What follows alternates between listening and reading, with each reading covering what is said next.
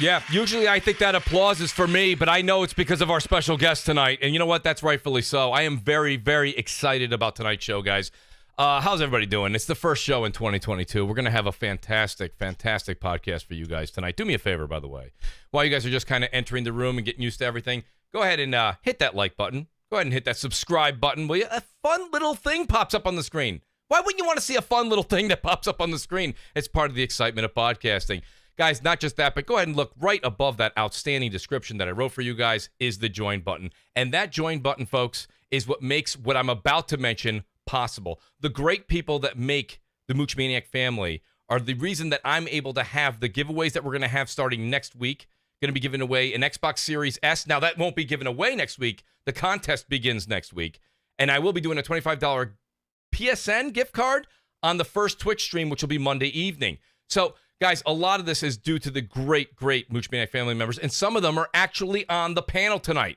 So if you would please consider joining the channel, it really, really means the world to me. That being said, let me call these great individuals out one by one, and then we'll get this show started for you. The great Sir X-Man, who you're going to hear from, JudaZuk, WoolleyGamer, Frostbite Slash, MumbleRanting Gaming, TysonWeb509, TrueWiddy, Kn1ght Ripper7, Big Chuck 777, Alphonso Carter, BRAP, Jamie, Lady Foxfire, I have a feeling you might hear something from her, Replicant, Evan Fassbender, Dad of War, Damion, Shadow Assassin, SlaynChilean is back home. Welcome home, Slayin. Great to have you back.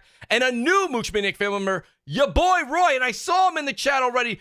Roy, thank you so much for that amazing tweet too, dude. It's things like that that just make me motivated to keep doing the show and making it better and better. So shout out to Roy, Smokes901, Tactical Gamer, Supreme Samurai, Gaming with Persona. Shout out to Persona. Outstanding, outstanding YouTube personality.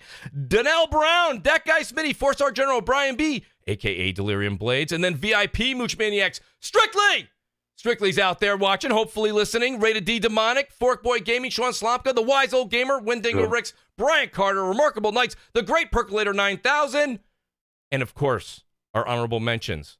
Hustle and Motivate, we miss you. Punk Kiddish, I saw you out there. MexJ88, Sergeant Salty Nuts, Zumbila Ice Cream, Marty Bison, and our forever Mooch Maniac, Longshot 316. Guys, I just want to say thank you to everybody that's here right now. Please go ahead and tweet it out. Let's get to these introductions and let's get to an outstanding show. This man needs absolutely no introduction. He's the man behind the man. He is the great Crap Gamer. Crap, welcome back to the show, buddy. Happy 2022 to you and your family, buddy. How are you this evening? I'm good. Happy 2022, man. Woo! Woo! You know, it's an exciting time to be here.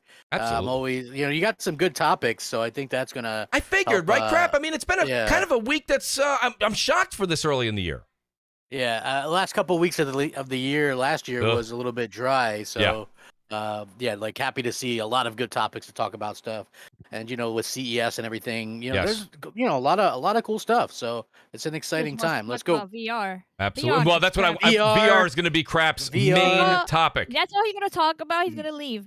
No. I'm glad. There's a lot more than VR to talk about, but VR is extremely fun to talk about. It really I love is. talking about VR. Yeah. So I'm excited by that stuff, and they, you know, they did announce that. So yeah, that's going to be something that I think a lot of people are probably going to be talking about and wanting to talk about. So let's go. Appreciate that, Crap. And shout out to Salty. Appreciate Salty stopping by. Great show last night on his channel too. Guys, go over and check out Salty's podcast.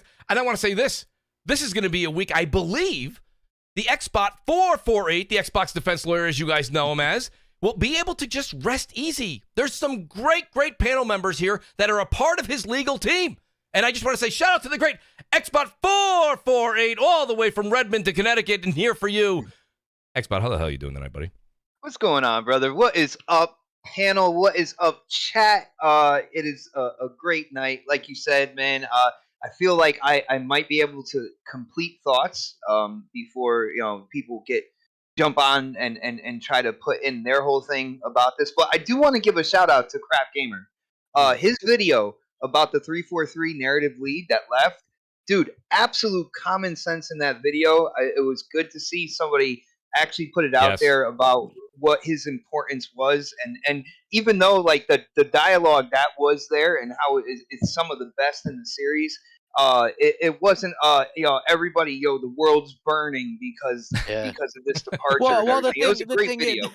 The thing is, man, and also I appreciate you helping me out with some of the things I wasn't really fully understanding about Halo Infinite's story. So I asked Xbot, I was like, well, what does this mean and who is this? And and he helped me out because I was a little bit confused. So thanks for that. But yeah, you know what? Listen, whenever a game ships, and everybody should know this, whenever a game ships, people leave. Like it does. That's just the thing. Like people leave. And that happens. It's not like it's not like people have never left any studio ever. Like any studio you could think of is going to have changes even over a development cycle. So I just thought that it was, I see it all the time on both sides, and it's just like kind of frustrating. I'm at that point where it is frustrating, where you just go, okay, well, that's the Tuesday. This developer leaves after. Oh, back to the Tuesday reference. It's another Tuesday. Yeah. It's a Tuesday, so it's not a big deal. It wasn't a big deal when somebody from Naughty Dog left. I mean, clearly they still put out a good game. Some people left for 343, but they've got the right people in place. I think with Joseph Staten, I think, and Absolutely. he did a good job. And I think that Halo's in good hands, and I like that. I am addicted to the Halo multiplayer in such a bad way, bro. Oh my goodness. I know you're a huge fan of it, man. I like the campaign. I wish that it would have been co-op, because I feel like I would have done all the side stuff. Co-op would have really helped with a friend. But for me, just going through it by myself, I left a lot of the side stuff just alone, because it was like, such a hassle just by myself to go, well, let me go clear out this thing again. You know what I mean? So I did leave a lot of that. Maybe I'll go clear it out when it does go co-op. But I'm there for you if that happens. Yeah. Now, gentlemen, I just want to remind you that I have 17 other people on the panel. Oh, yeah. Go ahead. So if you guys don't mind, we'll do another show another time on that. I love that the collaboration between you two, though. It's outstanding. Outstanding. Well, let me just get to this much. I got the next Basement Radio Arcade Podcast, BRAP, who may quit his day job to become the next Halo announcer. BRAP, how you doing this evening, buddy?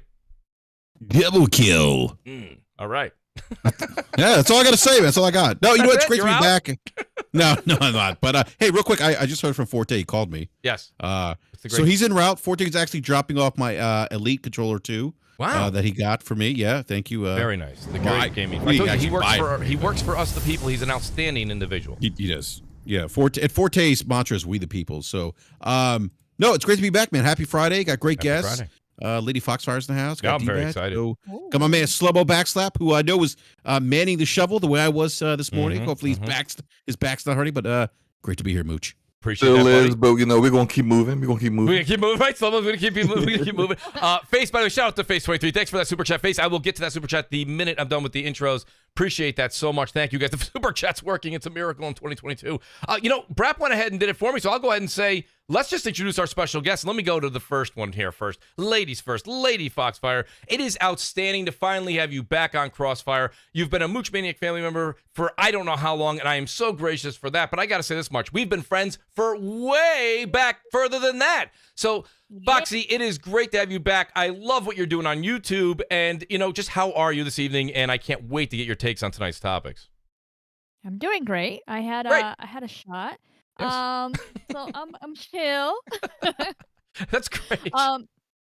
But I really appreciate you and all the support that you give me with my stuff, everything that I share on Twitter, whether Always. it's Foxy Dios, because I got my own account for that now, or my YouTube channel and stuff. So I really appreciate you for that. And just like your Mooch Maniac here, you guys, I used to be his subscriber on Twitch before. Are you gonna do that again? Yep, we start Monday, and I'm so glad you said that, Lady Foxfire. We start Monday. The set is done. It's ready. I actually did a test stream.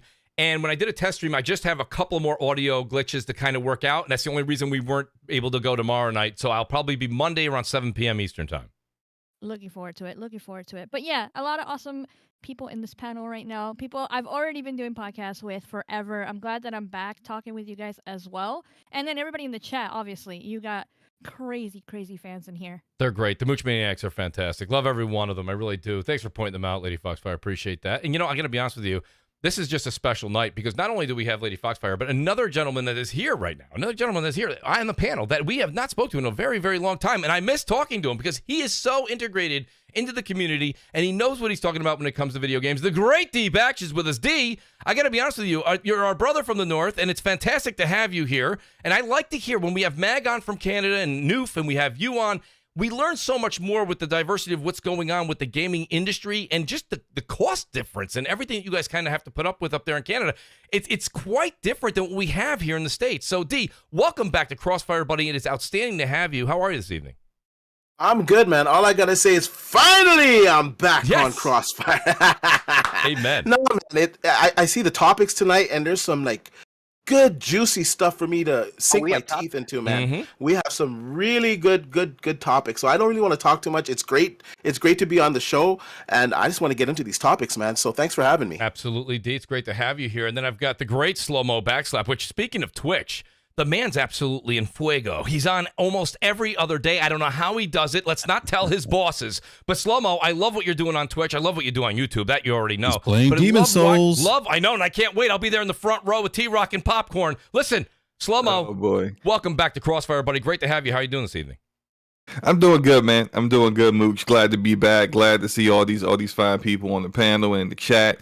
How I do it. This is what I do. My lunchtime, I go live. That's what I do. I work from home primarily now since the pandemic started, and I just kind of figured, like sometime last summer, I could start like streaming myself playing just whatever I play, because I play so many different games, and I call it lunchtime with Slow-Mo, and I just go live, and then other people are eating lunch and watching me play a game, and or probably like complain about something that's going on in the game. But it's, I have fun. It's cool. I've been doing that. I've been doing YouTube as well as usual. So, tonight, my goal tonight, I have a goal here. My goal is for us to make it through 80% of the topics. That's the goal.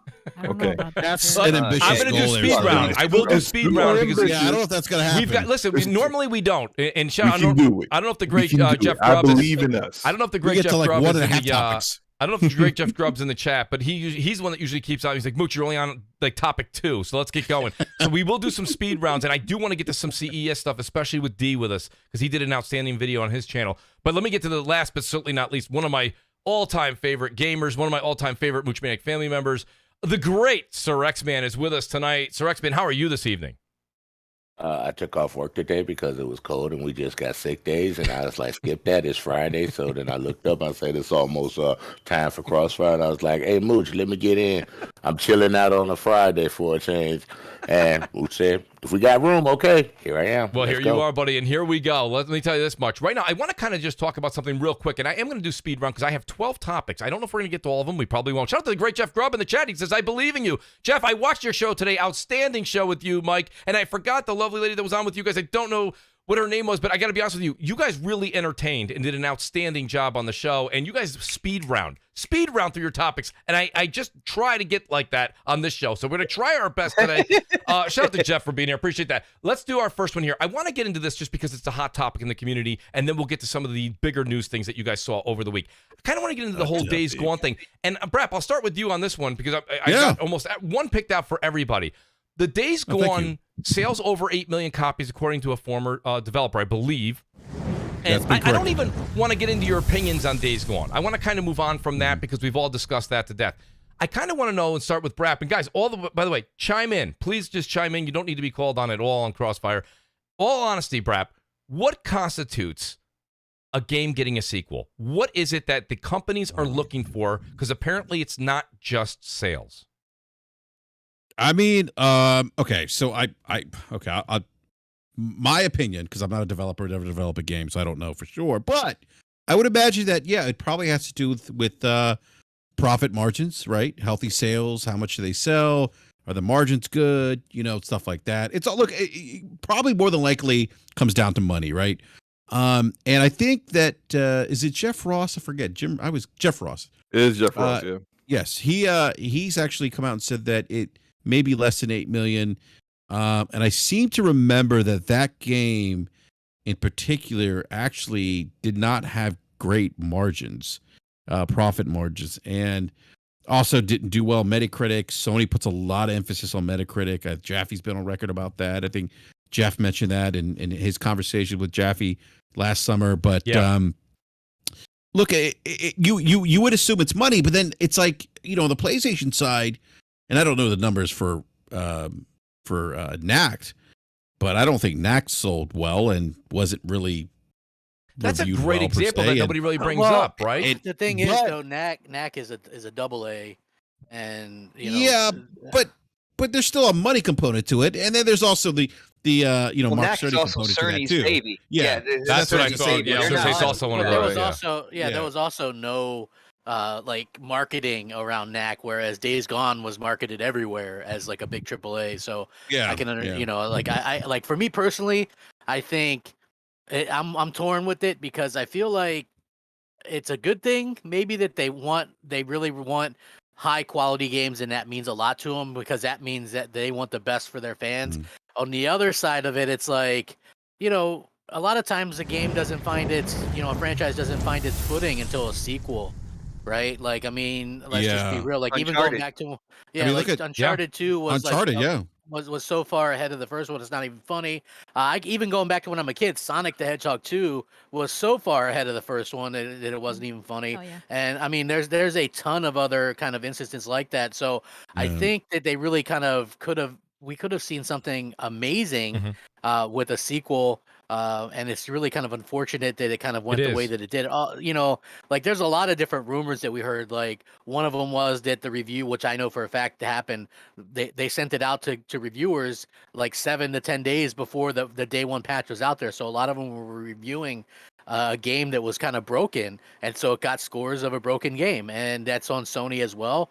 And you know, I just feel like also, you know, you have to look at, they already have a zombie game, so maybe they don't want to have, you know, 2 zombie games. Like it's very, you know, it's just very much one of those things that's kind of up in the air, Yeah. a little bit weird. Also, when it comes to X developers, I've learned to take a little bit of things with a grain of salt, because I can remember the ex Naughty Dog developer claiming that he was like under so much abuse from Naughty Dog, and it turned out he worked a 40-hour or 42-hour work week or something, and it was just like not really what he was claiming. So I don't really know. I'm not saying I don't believe these guys, because I believe it sold well because it ended up in the top 10 for NPD overall that year or whatever. So It did actually sell well, yeah. yeah. So I know, And that it's found. It's actually found real quick, Rep. It's actually found its second set of legs on the PC. It's actually done well on Steam. I think it sold like 2 million copies. But I think this game is starting to get this kind of cult following to it now, where you're starting to see more people talk about, hey, why can't we get a sequel? You know, and I think part of that is because, you know, Jaffe's had these guys on, Jeff and I think the other guy, I forget the other guy's name, the guy who wrote the game.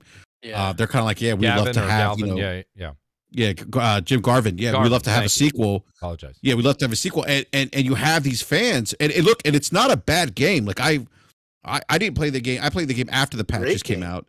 Yeah, and I was like, holy shit, this game is. D, It was was that you who said that? my surprise. I also liked it. Go ahead, D. You know, I was gonna say I thought it got a really bad rap at launch. It was plagued with some issues, but to be quite honest, they got rid of those issues pretty quickly. I think like 2-3 weeks after launch, the most of the issues were gone. Like the narrative of the game, I found the graphics to be stunning of that game. I liked their implementation of the zombies. I think that was like the first game that really gave us zombie hordes that were like that big, that massive, worth anything. Absolutely, you know. I thought it was a great game that definitely deserves a sequel. Like, now I know that they corrected the numbers today. I saw that report today that they corrected the 8 million, that he was basing that off of trophies or something to that effect. Yeah, but at the very least, that game sold at least 6 million copies. On the PlayStation, it sold 2 to 3 million copies on Steam. That is a successful game, especially when you have these guys coming out and touting the success of Ghost of Tsushima at 8 million. If this game was 6-7 million, that's not a far off drop. And I think it definitely merits a sequel, especially when you bring up Kn1ght. Like, I know Kn1ght is Cerny's baby, so of course it was going to get funded. But if you're going to fund that game, and let me tell you, nobody asked for a Kn1ght 2. Nobody. Yeah. And they made that game. Cerny did. Cerny did. And every, like, even like pure Xbox guys that, you know, because, you know, on both sides of the coin you got extreme people, And even Xbox guys that maybe don't particularly like PlayStation games, even they gave credit to that game because a good game is a good game. So I don't understand the reasoning behind it. I don't know if they couldn't maximize DLC out of it or microtransactions or the longevity. They couldn't make more money off of that game because it's a single player experience. I don't know the reasons behind why they didn't do a sequel, but that game definitely deserves a sequel. One of the better games on PlayStation, underrated as hell. I completely Well, agree. I mean, I'll give you guys a couple of I'll give you guys a couple of theories of why they won't approve of a sequel. One, I may be in the minority here. I didn't really care for Days Gone. I probably got a good like 2 hours in and said, you know what, this ain't for me. I'm not going to continue. But that said, there's plenty of games that I think are quality games that I don't particularly like. Now, in regards to in regards to Days Gone, people talk about the sales, but I think not all sales are created. But this may seem weird, but not all sales are created equal. Like Ghost of Tsushima, more than likely earned more revenue, even though it may have sold less copies. And what I mean by that is that Days Gone went on sale fairly quickly. Most games don't go on sale very quickly if they're selling great. If a game's selling great, it usually stays around $60. If it's selling like crap, then it goes on sale pretty fast. And Days Gone went on sale pretty fast. So like, even if it is say like up at 8 million copies, that's not 8 million copies at $60 a pop. That's like 8 million copies where like 75 to 80% of that is at like 30 or 20. You need to have an asterisk there. Yes, I agree. Exactly. So, and then you have a very, very long development cycle with Sony Ben, where I can't remember how many years that game was in development. It was in development like 7 years. A very long time. That's a lot of people that you're paying salaries for, medical benefits. All that said, plus the marketing, did they even make a profit? So like, it's all this other business stuff that goes on where they're talking about a sequel and you looking at them like, we didn't even make our money back. We didn't even break even on this, right? So it's just, there are little things like that. But I think probably even what goes even further with this is that, look, I'm a big fan of The Division. I love The Division. Mm-hmm. The Division 1 was probably my most played game of the last generation. That said, most people think The Division sucks. And their experience with The Division is based off of their experience when the game did actually suck in the first like month or two of its existence. 3 years that game was being supported by massive entertainment. And for the majority of those 3 years, it was awesome, had innovative experiences that you didn't play in other looter shooters. And I still see influences of those modes and games in other games now. And Ubisoft funded a sequel that sold less than the first game. And why was that? Because people didn't care that The Division 2 looked better. And The Division 2 had other things that people asked for. They just remembered what The Division 1 did for them, which is suck, and they didn't buy it. And so that tends to happen a lot when sequels are funded with games that did sell very well, but a lot of those sales are disappointment sales. Yes. Or people looking at a disc and saying, man, that's a coaster. You know what's funny, Slow-Mo? What you bring up, and I, over the years of podcasting, I think everybody on the panel here that's been doing this for so long too will understand. Sometimes there's a lot that's going on behind the scenes that we don't know about, and I think that's what kind of Slow-Mo's bringing some of these points to the front. I do want to read a couple super chats here. Jimmy Harrison says, never tried Days Gone, worth it with the PS5 patch. I would say, it's worth it if you're. Listen, you guys know this. The reason I've kind of abstained from my answer from this, and I'm letting the panel take it, and I want to hear Lady Foxfire next. To be honest with you, zombies. I like everything zombie related. I platinum Days Gone, so I'm the wrong person to ask. I enjoyed it. Did I love it? Was it a 9? No, absolutely not. I think that Days Gone sits. Long game. That's the thing, crap. That's my minus. Okay, my minus, and that's why a little long in the tooth. 7.5 to an 8 is my rating, and that's because of the length of it. It easily could have shaved 15 hours off of it, easily. And to shave 15 hours. On this, Mooch. Go ahead, Sir X-Man. All right, it's kind of like Rise Son Rome and Sunset Overdrive, right? Mm-hmm. The games might have been good, but they didn't sell that good. Sunset Overdrive. I know, it does. Both of them do. Don't you dare. unlike Microsoft, Sony would probably make a sequel to it because Sony does not mind doing that on games that didn't sell well. They're known for doing that. Microsoft, on the other hand, you can't get them to make a sequel for nothing. And you guys know I love Microsoft, but I'm just stating the fact. Sony might make a sequel to Days I Gone. don't the thing know. is, It though, depends because we got Crackdown, so it Yeah. depends. Yeah, not only that, but Good look, point, like I think, Oh, I think here's the Crackdown, thing. not like this. If a game sells well, Microsoft, that's a lot of times what they. I don't know. I can't speak for what they think about it now, but that's what they used to care about most. Like a good Yes, they example did. is State of Decay 2 sold really well for them despite it scoring poorly and just being full of issues. And of course, they bought the studio and they're going to come out with a sequel. Crackdown 3 is a good example of that as well. It's hard I'm trying to think of some games that they've had that didn't, Microsoft always. Go ahead. No, I was gonna say people ask for another record. They're like, nah, we're good. We No, moved on I don't from want that. another record. People have asked for I Quantum Break, know. a sequel to Quantum yeah, Break I as was gonna well. say Quantum Quantum Break. Break, yeah. On I- the fandom and the passion that the fans have, like people that play State of Decay. I wasn't into it, but my brother loved it. Anybody that loved that game jumped into part 2, regardless My of all son the loves bugs State and of issues Decay. that we Yeah. all saw. To me, it seems like it's some type of politics behind the scenes because I agree, dude. yeah, I get the point that some of these copies sold at like $30-$40, but a lot of them didn't sell at that price. A lot of them did sell at full pop, and let's not forget that it dropped on PC. So I think they recouped their costs. I don't think that game was at a loss. I think there's some type of politics behind the scenes, and especially when you see some of the developers coming out and saying stuff there. Usually they don't do that unless there's some type of bad blood there. So I think Yo, I think it's There's politics, definitely man. bad blood. Yo, So it D, I And definitely let me just answer that guy's question though, Yeah. on whether he should get the game. For me, that game was a solid 8. I think it's definitely worth getting, especially at the price that it's at now. If you like zombie games, if you like zombies, if you like story narrative games, story driven Story was games, if great. you like if Little you long. like graphics, if you want to show off your PlayStation 5, it's a good game. It's a good game.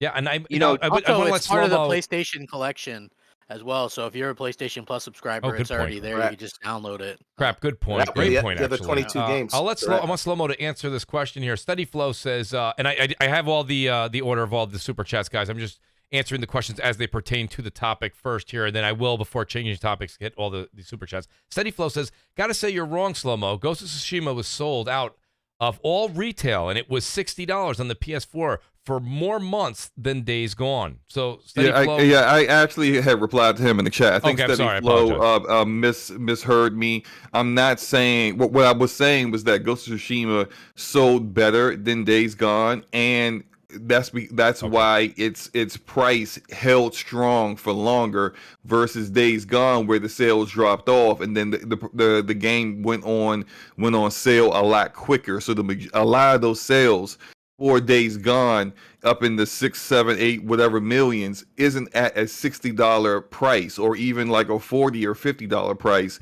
but like $30 or less.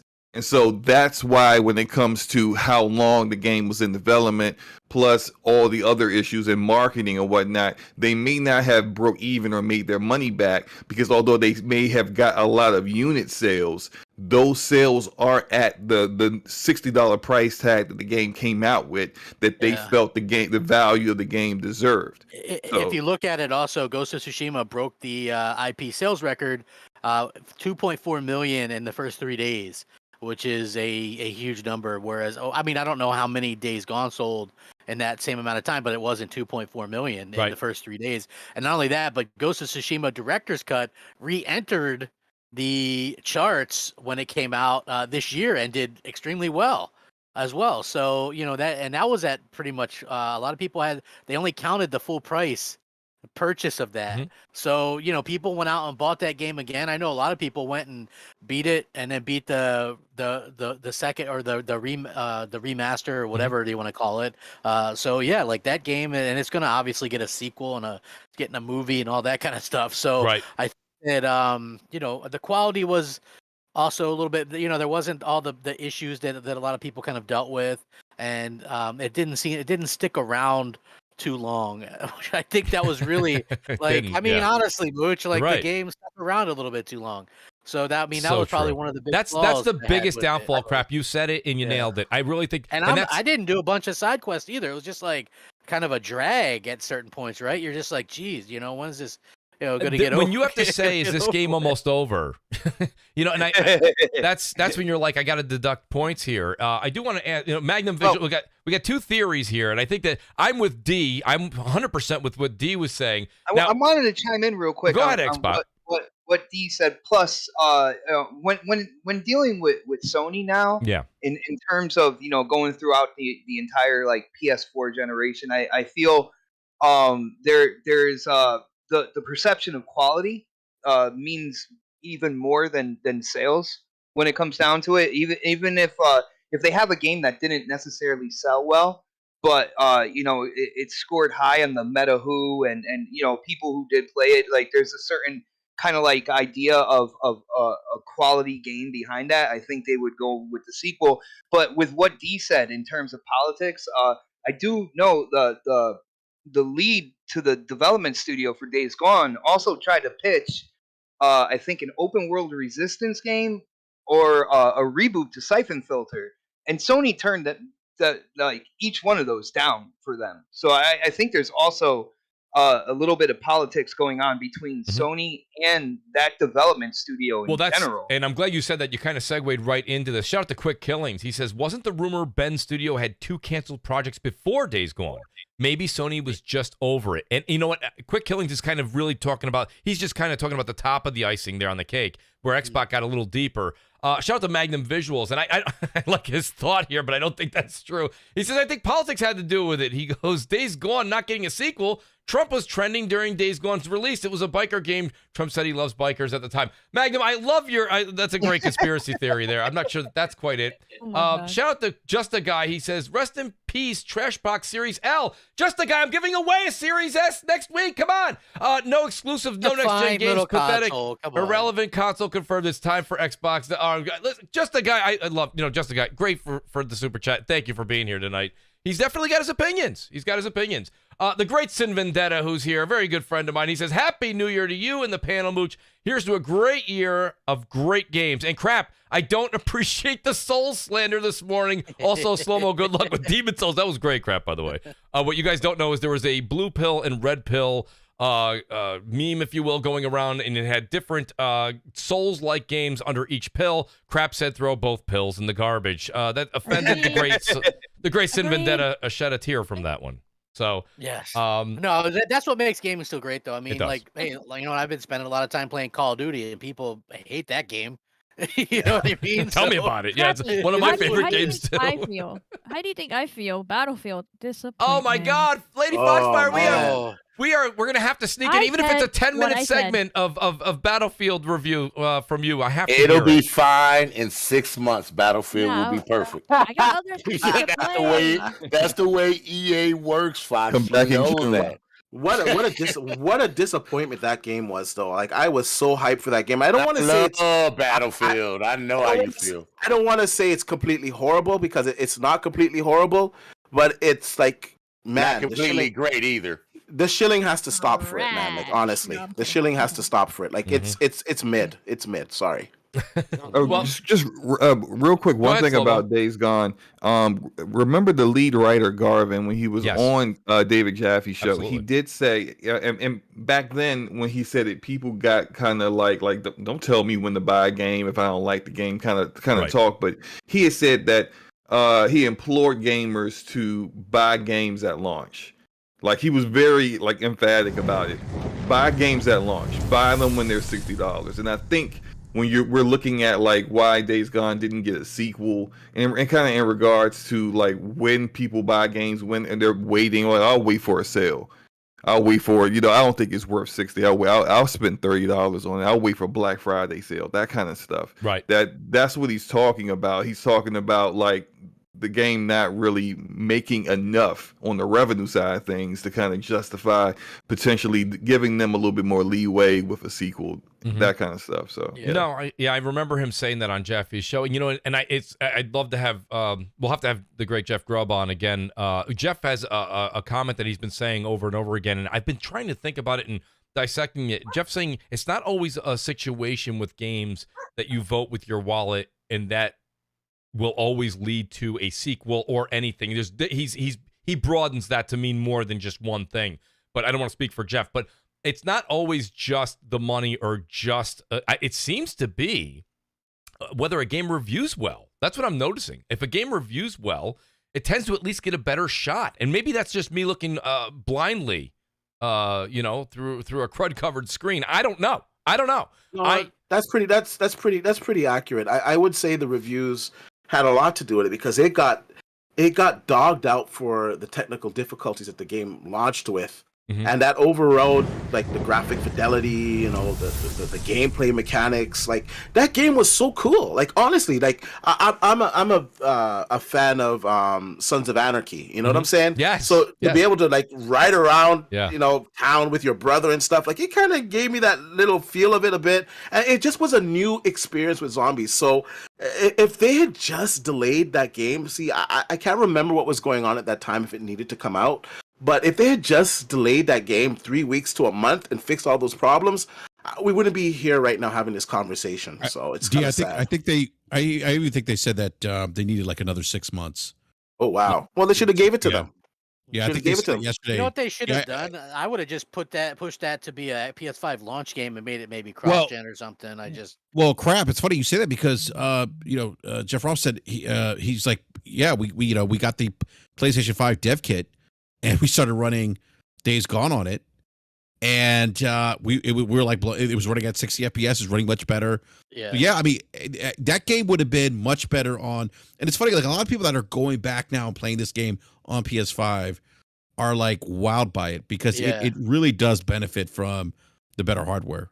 110% it does. The 60 frames makes a big difference. Yeah, it really does. Yeah, I'm playing Horizon Zero Dawn because slowdown. I didn't really give it a fair shake when it came out, and I'm going through it because Forbidden West is coming out, and the 60 frames it's definitely, it changes the experience. So a lot of people are asking in the chat, is it worth it to go back and try it out? Like Crap said, if you're part of the PlayStation Plus collection, I think so. It's definitely worth your time. I know we're going into a very busy part of the year with February coming up, which is a topic we'll get into in a moment. Shout out to the great Face23, who was the first super chat. Face, I did not forget you. The only reason I was waiting was just because I wanted to get the Days Gone ones. I'll throw this out to the panel and see what you guys think. Face asks, question for the panel, with the games that we know that are coming out from Xbox and PlayStation for 2022, who will have the better year? And, I'm going to start, D, a lot of people would like to hear your take on this because I know, crap, I know you're going to chomp at the bit at this too. But I want to hear what D thinks, because a lot of people on the channel definitely follow you, D, on Twitter, and they want to hear what you got to say. It's gonna be close, man. It's gonna be a close year because it's gonna be close. It's hard to say because Microsoft hasn't revealed their whole hand of all the stuff that's coming out. Because I'm pretty sure we're gonna have like a surprise or two game that's gonna come out later this year. But they're both looking pretty strong. I'm not really worried so much about Sony for this year. I'm more worried about Sony for next year. What do they have coming out next year apart from Spider-Man? Like what's coming out in 2023? 2022, it's looking pretty good for both companies. I'm just being honest. So yeah, and it's funny because I tend to see where you're coming from, D. The only thing I would say is that if the concern for PlayStation in 2023 is because we only know hypothetically about one title, it's kind of the thing that's going on with Xbox this year. I think that's why maybe Face is asking that question. I'll give you an example. Like, we know that we have Starfield coming out next spot. I'll give you the mic, I promise. Starfield's coming out in November. But those other games that I do agree with you, by the way, D, I do agree that we are going to be hearing something that we don't know about from Xbox. But generally, if it's something coming out this year that we haven't heard from Xbox, and we got the great Jeff Grubb here, maybe he can tell me if I'm right or wrong, it'll probably be a smaller title. I'm not saying that they won't have more newer titles that we don't know about, but they probably won't be massive, because if it's a massive game, you definitely want that propaganda, right? You want that out there talking and people doing what we're doing right now. So hey, I read an article, I think it might have even been Jeff's article, where he said Microsoft's going to struggle and they want to get to E3 and then kind of get to Starfield. That's what they're trying to do this year, and Okay. that's why I guess it leaked out that there's a remaster or a up-res something of 007, the old Nintendo 64 game. I've been hearing that. And they're looking for that to kind of draw some things. But when it comes to straight up, you're just going to compare big titles from Sony, big titles from Microsoft this year. Mhm. It's not even close. You're getting hit with Horizon Forbidden West, Gran Turismo 7, God of War Ragnarok, and then you even have Microsoft's own studios pitching in with Ghostwire what is it? Tokyo. Ghostwire Tokyo, and you also have Forspoken, and it looks like we might get Factions Yeah. at some point this year. So I mean, it's a big, and it's going to be a. I mean, to me, there's no game that touches God of War, so that automatically, God of War is going to be Well, huge. I think Yeah. when puts it them in comes a good down spot. to it, when it comes down to it, you look at what Sony has coming out, and their established franchises, with sequels. When Horizon, you're getting the sequel there. Of course, God of War, you're getting the sequel to the reboot or whatnot. When it comes to Xbox, we're getting Redfall, which really don't we got the idea of what it is, but Right. we really haven't seen anything Stalker? about it. Stalker Starfield, 2. Stalker 2, which is that looks awesome. That's gonna be. That's my believe it or not, that's my most that's a 3 month- anticipated I- game for Xbox that's a because it's the game we've Down to seen. it, We got when it a comes down to it, you don't really know Got when these games Crossfire come X out. coming out. you got Avowed. You got a hold on. I don't mean to cut you off, but there's a lot of games coming. There's Avowed. There's Scorn. Stalker 2, Starfield, Crossfire X. Is Avowed I don't coming in think you'll see 2022? Avowed in 2022 though. Yeah, Dave. I don't think Scorn. Avowed's coming What? out this year. Scorn, yes. Scorn, the penis simulator? Oh God! Exo Mecha is coming out. That was Oh, I that one. can't wait for that. That looked pretty That looks cool. pretty cool. Yeah. So they got some games coming. Who knows? We might get a surprise announcement of Forza. Yes, sir. That's my most anticipated right there. Forza Motorsport. I'm hoping that comes out this year. I thought it would be coming out the year that we just went through, Mhm. but they did Horizon instead first. So I'm hoping that Motorsport comes out because I'm a huge Motorsport fan. It has Absolutely. to. Just gonna It say has it's to gonna come out be. this year. Oh, go ahead. And especially the fact that I think it's going to be on Xbox Series consoles and PC only. I don't think they're going to do last gen. Yeah, That's confirmed. That's confirmed to only be Series S and Series X. It's not going to Yes, be yeah, I cross can Or see that. cloud. I Or can see cloud them to the doing older that. systems. Well, I don't know about cloud. I tried playing Forza Horizon on the cloud. I Garbage. wouldn't have done that on the cloud. Hey, Grub can't. says Avowed is not in 2022, so I mean. Oh, it's- okay. I just Yeah, want I to mean- say, I real think quick. it was initially scheduled for 2022, wasn't it? Well, D, the thing about it No. is, again, and I use this is my logic. You can tell me if I'm right or wrong on this, but like when you have something as Obsidian working on a game as big as Avowed is going to be, and it's going to be originally we all thought it would be like a competitor to like we would even say an Elder Scrolls or something of those natures. That's something that's so big and there's so much money going into it that you would want to at least have 12 months of propaganda and some sort of marketing out there to reinforce that, right? You know what I mean? So I wouldn't think that would be a surprise stealth launch. That's me. I could be wrong. So Avowed, I would definitely say is a 2023 title. Safely. Elder Scrolls. Scorn won't be out looks this really Scorn, good too. but see, and that's one of my other topics that I'll throw out there right now. I won't actually change it to that, but I want to kind of ask you guys as we go through today is you see that PlayStation's doing it with certain things, but PlayStation seems to be doing their exclusive timed. They're either very, very long, like what we're seeing with the Final Fantasy franchise, that are either indefinitely, or they're at least 6 months to a year. Yeah, And looks Xbox like that has Final Fantasy might be PlayStation and might be Exclusive. totally off Right. of might So be totally off of Xbox. Well, What about PC, Arc PC 2? and Isn't Arc PlayStation. 2 coming out this year? Arc 2 should be coming out this year, isn't it not? What is it? Arc 2, that's with Arc Diesel. 2. Vin Diesel, yeah. Yeah, you know what's Those funny? are, here's the thing though with some of the games mentioned, which is like a lot of those will end up on PlayStation as well. Those aren't like big, and those aren't like that faces Microsoft with the same problem they faced last year at the beginning of the year, which is they had to really rely on a lot of the third party stuff, and then towards the end of the year was when things started to really heat up, in my opinion. When you drop your two big, that big AAA franchises in Game Pass, that's what does it. I mean, I'm sure there's people out there that love Arc.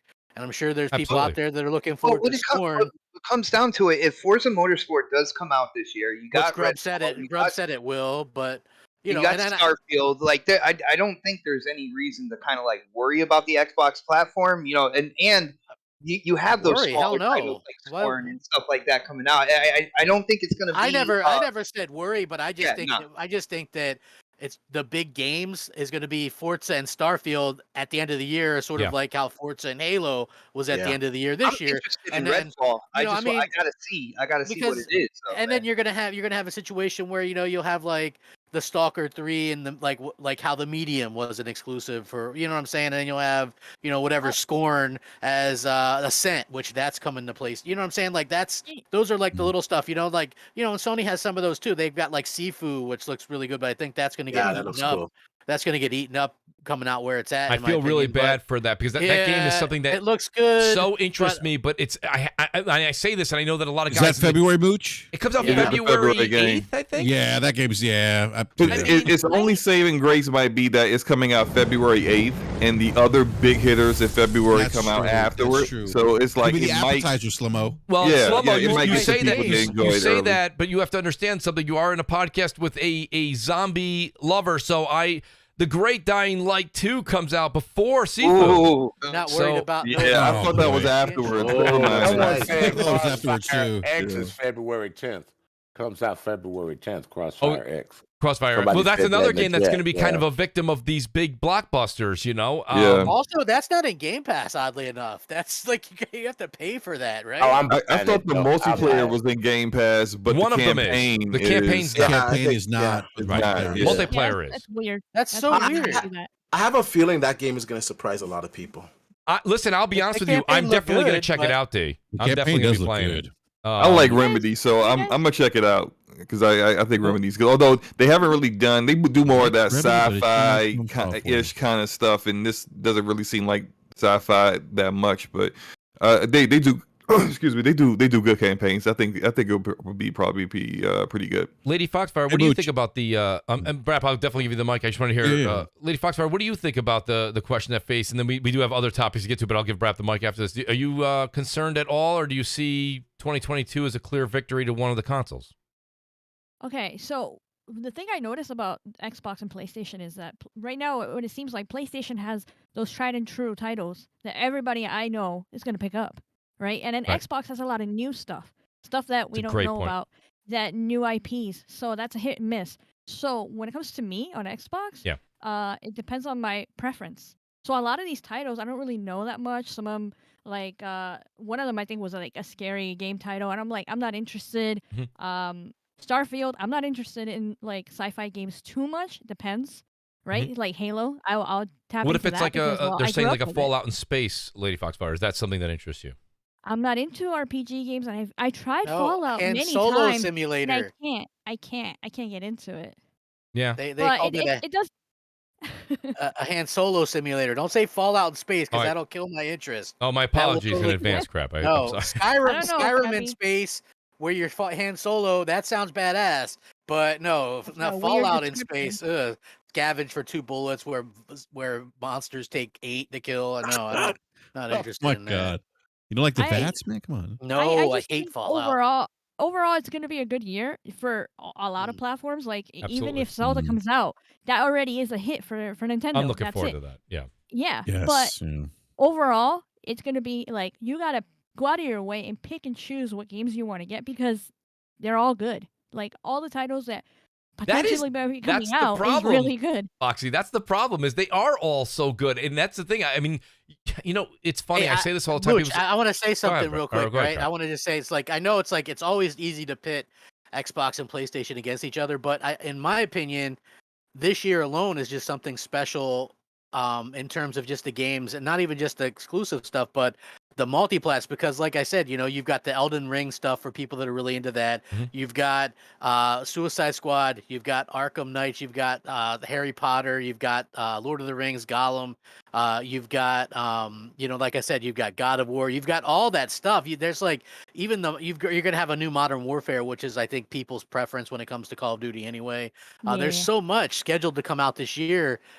It really just kind of blows me away that there's so much they have planned, and a lot of that is due to delays. I mean, think about it: the 3 games that Sony's releasing early on in this year, God of War Ragnarok, Horizon, and Gran Turismo, were all supposed to kind of be last year games, right? So everything you can almost look like the pandemic kind of pushed things back almost a year. So a lot of things that maybe were going to come out last year come out this year, and stuff that was going to come out this year, probably some of it will get pushed. I wouldn't be surprised if some of it gets pushed, but I really want to play, all the stuff that I just mentioned. It's going to be, a crazy year for that. And it's just one of the things like last year was an okay year, but this year could be one of the best that we've ever seen.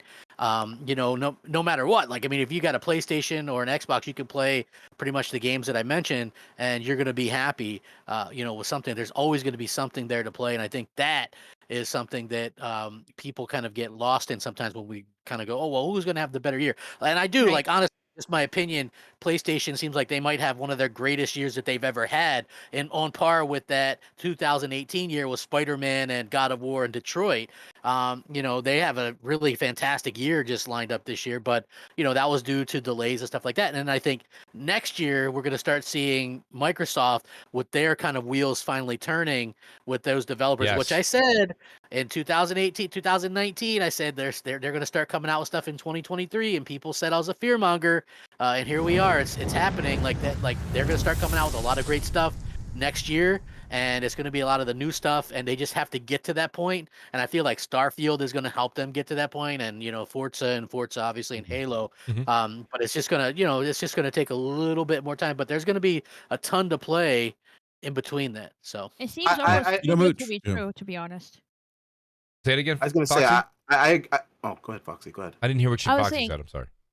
I was saying that it seems like it's too good to be true. Like, there's too many titles. Like, well, I agree with Crowley. Foxy, you're right, but I think it's too good of next year. It feels like it's too good to be true, Foxy, because we have been waiting a while for some of these titles, and I think it's time. And I think that they are all coming at once, which is a bit unfortunate that we couldn't spread it out. But at the same time, a lot of these titles people have been waiting for a while. Brap, I'll let you and then D speak, and then I'm just going to go ahead and jump. I'm looking forward most of all Fable.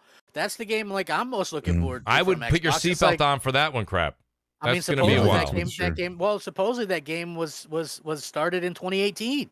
Yeah. you know what I mean? Like, yeah. You know what? You know what's exciting, Mooch, is that if you own, especially if you own all platforms, right? Like I own, PlayStation, Xbox, Nintendo Switch, PC, Oculus. Right. I mean, there's so much this year, and I think, I don't know if it was Crap or D that said this, but the fact that we're in a pandemic still, and these games are coming. I mean, like, no one talks about Nintendo, but Nintendo's going to have. I think Nintendo's going to have a better 2022. Nintendo's going to have an amazing 2021. But they can't have anything amazing until they release an achievement system. Well, I would agree. I really wish they would. No, Crap, you've been saying that for a long time. Yeah. But I really do think this year is going to be amazing. Like, this is probably going to be one of the best years we've had in over a decade, I think. And like, as a gamer, I'm just so hyped, so excited. My wallet is just going to be on fire. Yeah. This ahead, year, I think this year it's going to be a great year indeed. I think we're going to start to really step over into true next generation games, where games are like specifically just on the PS5 and the Xbox Series X and PC, and not on the last gen systems. And I think that's when the excitement's really going to start. And I got a taste of that with the Matrix demo. Like, that just got me excited. Like, I don't want to see cross-gen stuff after seeing the Matrix, man. What's possible on these next generation systems? But yeah, I think it's going to be a good year. The only game that I think is not going to do so well, and some people probably be upset with this, is Gran Turismo. I think Gran Turismo, from what I've seen so far, it's just not saying it for me, man, personally. I have to just say that I abstain from that. Only reason, D, is whether it be Forza or GT, I'm not a racing car video game lover. I'm just not. Me too. But that's a me problem. You got Xbox 448 here, who's got he's got unbelievable, like, what are the vinyls you're putting together that are insane. Yes, sir. Mooch, you're into zombies, and we are into cars. Well, yeah, that's, and listen, that's why there's a genre out there for everybody. Listen, guys, I got some super chats here that I want to switch subjects, because I know Jeff Grubb's taking a tally here, and I'm still on, I think, 1.5. I'd like to go ahead and say 1.5. So just we were on 3. Right. Well, thank you. I appreciate that. That's if you include the super chats that aren't an official topic. Right. But thank you, Slobo. Just a guy comes back. He says it's funny how people say Xbox is the multiplayer game, yet their biggest multiplayer. Pardon me. Already came and already dying. Rest in peace, Trashbox Series L. Come on, just a guy. Shout out to Steady Flow. He says Jeff Ross stated last night that the game Days Gone had 4-year development from Sony, but took 6 years to finish the game.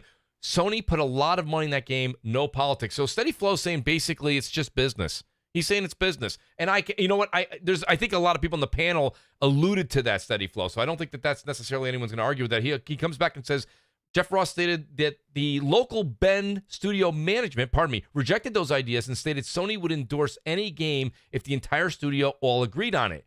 So if I'm reading Steady Flow correctly, and I did not watch the interview, so shame on me for that.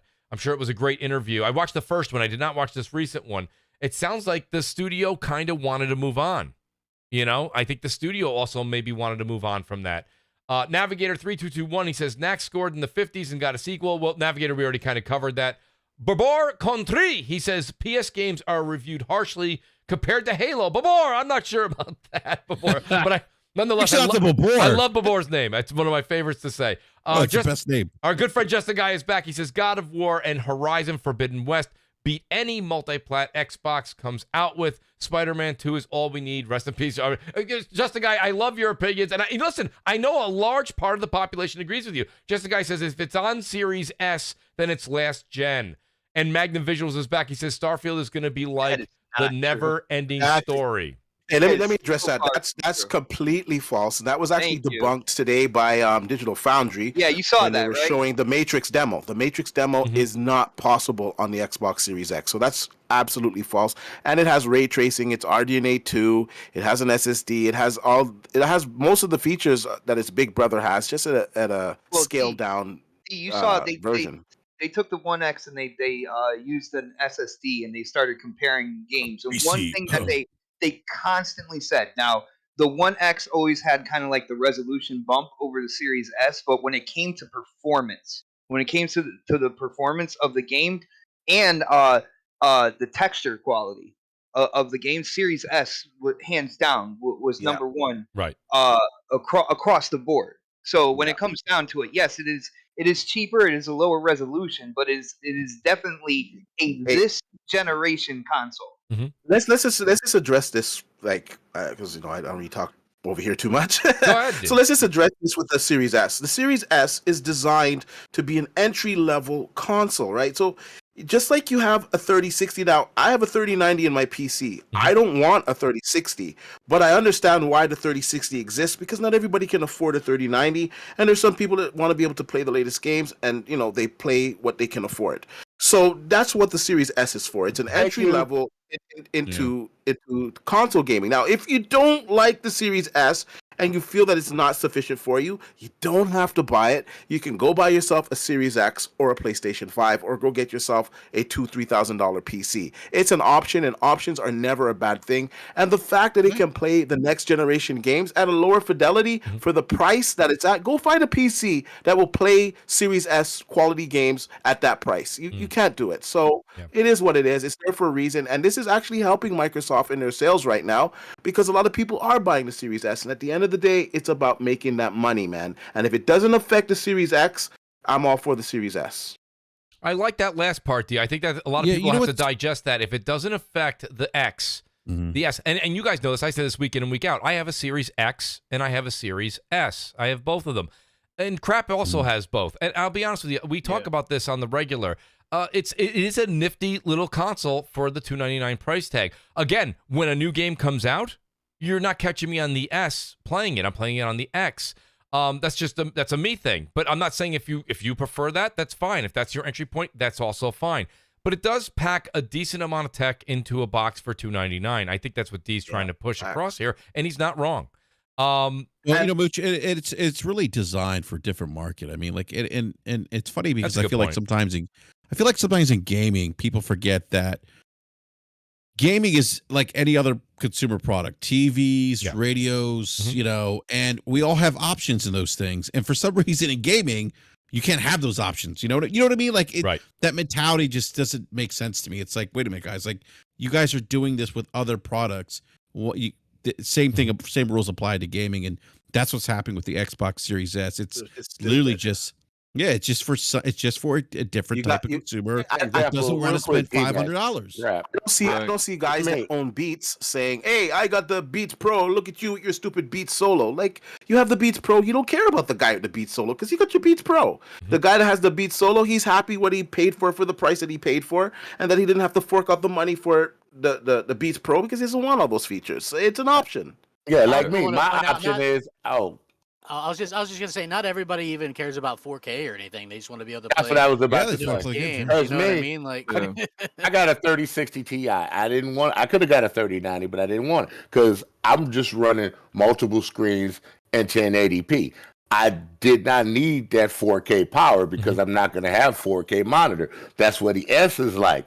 If you want to run your games at the highest fidelity that you can, but you're not worried about 4K, high-end graphics, the S is good for you. Just like my 3060 is good for me. Right. I don't need all that power. All I need to do is run my frames at 60 or 120 frames a second on my 1080p monitors.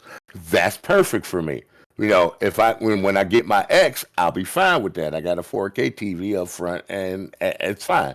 But for now, I'm good. Everybody should be satisfied with what they have. Here's what I want to do. I want to go to our next topic. I also do want to, I am a mooch, so I would like to let the great D Batch know. D, I am looking for the new 3090 Ti. So if you can just get me one of those, and I will, of course, pay for that. But nonetheless, I can't find one when that comes out. You know you're going to have to change your power supply, Mooch. Well, I'm going to I need to change more than my power supply. You may also need to change your motherboard to get the full benefit of that VRAM. Slow-mo, I need a whole new PC is what I need. I'm currently the whole thing, the case, a new monitor, new keyboard. I do. I'm currently running a 2080 Ti, and you know what? For me personally, and this kind of comes back to what D was saying with the Series S, I have a 2080 Ti.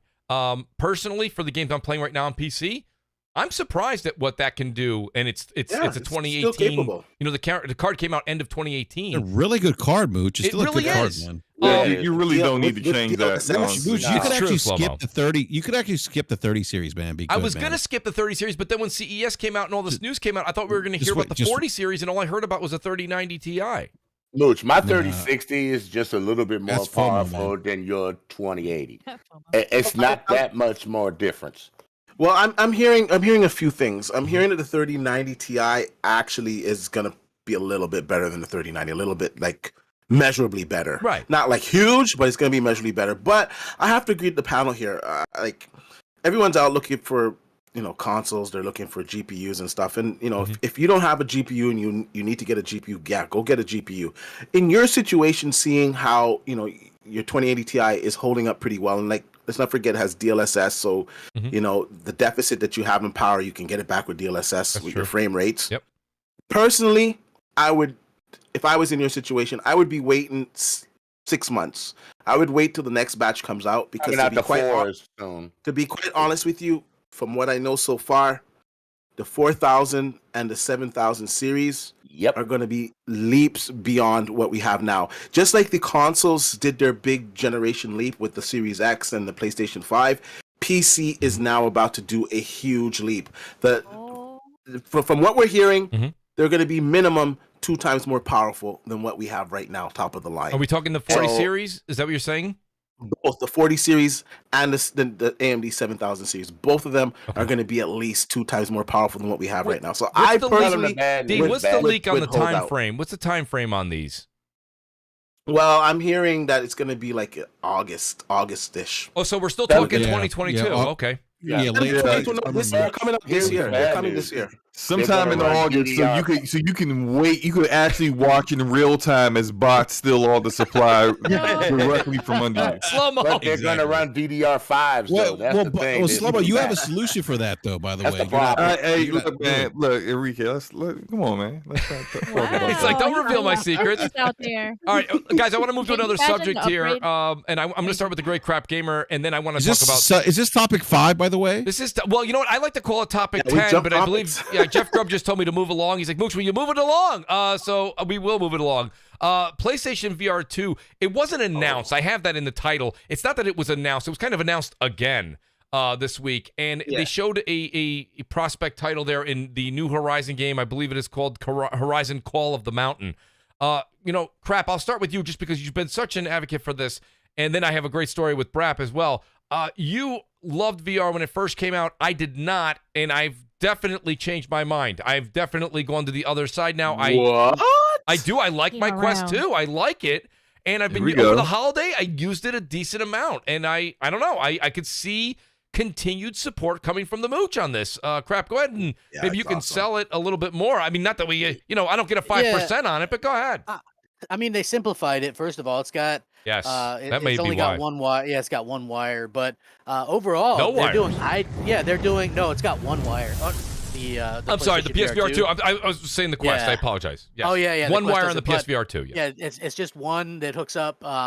So that's great. They're using OLED screens. They're using really good technology with it. Like they're going to be able to do finger tracking. Okay. Which if you've ever played like PSVR 1 or anything like that, it's one of the things that kind of sucks is that it doesn't really have. It's not very accurate when it comes to that kind of stuff. So that makes it much better. Not only that, but it's also doing eye tracking. So it's going to track, like you'll look in a direction and it'll showcase that. And they're also going to be able to do much higher fidelity games in it. Like if you just look at what we saw with that Horizon game, it looks much better. Whereas you had to suffer with lesser looking games on the PSVR 1 and things like that because just the hardware couldn't handle it. But the PlayStation 5 should be able to more than handle some of this. And it looks like they're doing a heavy investment with some of the first party, which I think is a really, really good thing, because think about what you could do. It doesn't take anything away from the Horizon game that we're getting in a month, right? Like but they're doing a complete Horizon game where you're going to be able to be in this world. I can't explain how it feels enough to be in these worlds. Like people make fun of it or whatever, and I'd made fun of it for a while. I think the making fun is and then you try it, yeah, and then you try it and you're like, holy crap. I can tell you this, like when I played like Skyrim VR, you're in that world and it's just like, holy crap, it's just an amazing experience.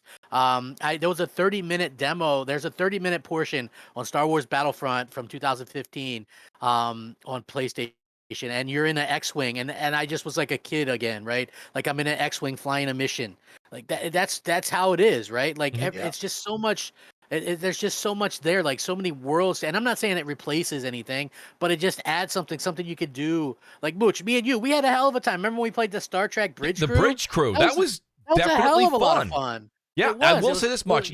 But the one thing I want to bring up with the Star Trek Bridge Crew, Crap's right, it was myself, Noof Nukem, a few people that were joining us on that. The one thing about it that I think that the transition from PSVR to Quest 2 to PSVR2 is that precise feel and touch. Not only the look, but the response time. That's what got me to go from when I had the PSVR, the original. I got to be honest, and you guys know this. You can go back and listen to MNCs. I told Crap every week. The thing about it was just that it didn't hit home for me. It felt like it was missing something. When I play Quest 2 games, I'm actually genuinely enjoying them. I really, really do. And that's the difference. It's in the response time is there. The visuals are better. And I want to bring one more thing up, and then I'm going to let BRAP take the mic, or whoever wants to chime in, please. Is that what I saw from the Horizon game was clarity. I saw clarity. And that's what made me go, wow, I'm going to even feel more immersed into this world. I already feel that way now when I feel like we don't have that technology yet. And now we're moving into that. But go ahead, D or BRAP, whoever was wanting to chime I just want to say real quick, I'm so excited for this VR headset. So I'm a huge VR guy. I've been on VR from like day one. And the sense of scale that you get when you're inside VR, you just cannot freaking describe it. It's just, you are there, you're looking up and you're like, holy crap, this thing is going to fall on me. And the problem with the original PSVR was the resolution. Like Crap said, with the controllers, they were not precise. They would get all wonky within VR sometimes. And just the quality of the games, I don't want to say the quality of the games, just the lower hardware really affected your experience in PSVR. Now, PSVR 2, with all the features that were just listed, it also has full vetted rendering where where you look at a certain place and it'll just render what you're looking at. It won't render all the stuff that you can't see, which frees up space for, you know, the PlayStation 5 for the hardware. So basically, you're going to get a PC experience VR experience with this PlayStation VR2. Well, I personally think, and I don't say this lightly, when it comes out, I think it's going to be the best VR headset on the market. Wow. Those specs are just unreal. Like, hey, no, it has more than the Hive, the HEC Hive, which is like, you know, that. Yes, Really? it has vibrations in the headset. It has haptic vibrations, right? Yeah, that's true. Coupled with the 3D audio. So when something is whizzing by you, you're really gonna actually feel it. And remember, you're in VR now. You're already immersed. Also, it has the 4K headset, which we know. It's an OLED screen, so you're gonna get the best pristine image quality possible. It also has HDR. So HDR in VR, you're already immersed in this experience. You're seeing real life colors. You're seeing real life lights and contrast. You're going to be really immersed in it. And you know the new Sense controllers, they're going to have the haptic feedback in them. I think it's going to be a class-leading experience, at least when it comes out. I'm really excited for that. And then you got to couple that with all the games that Sony makes and all the companies that they have.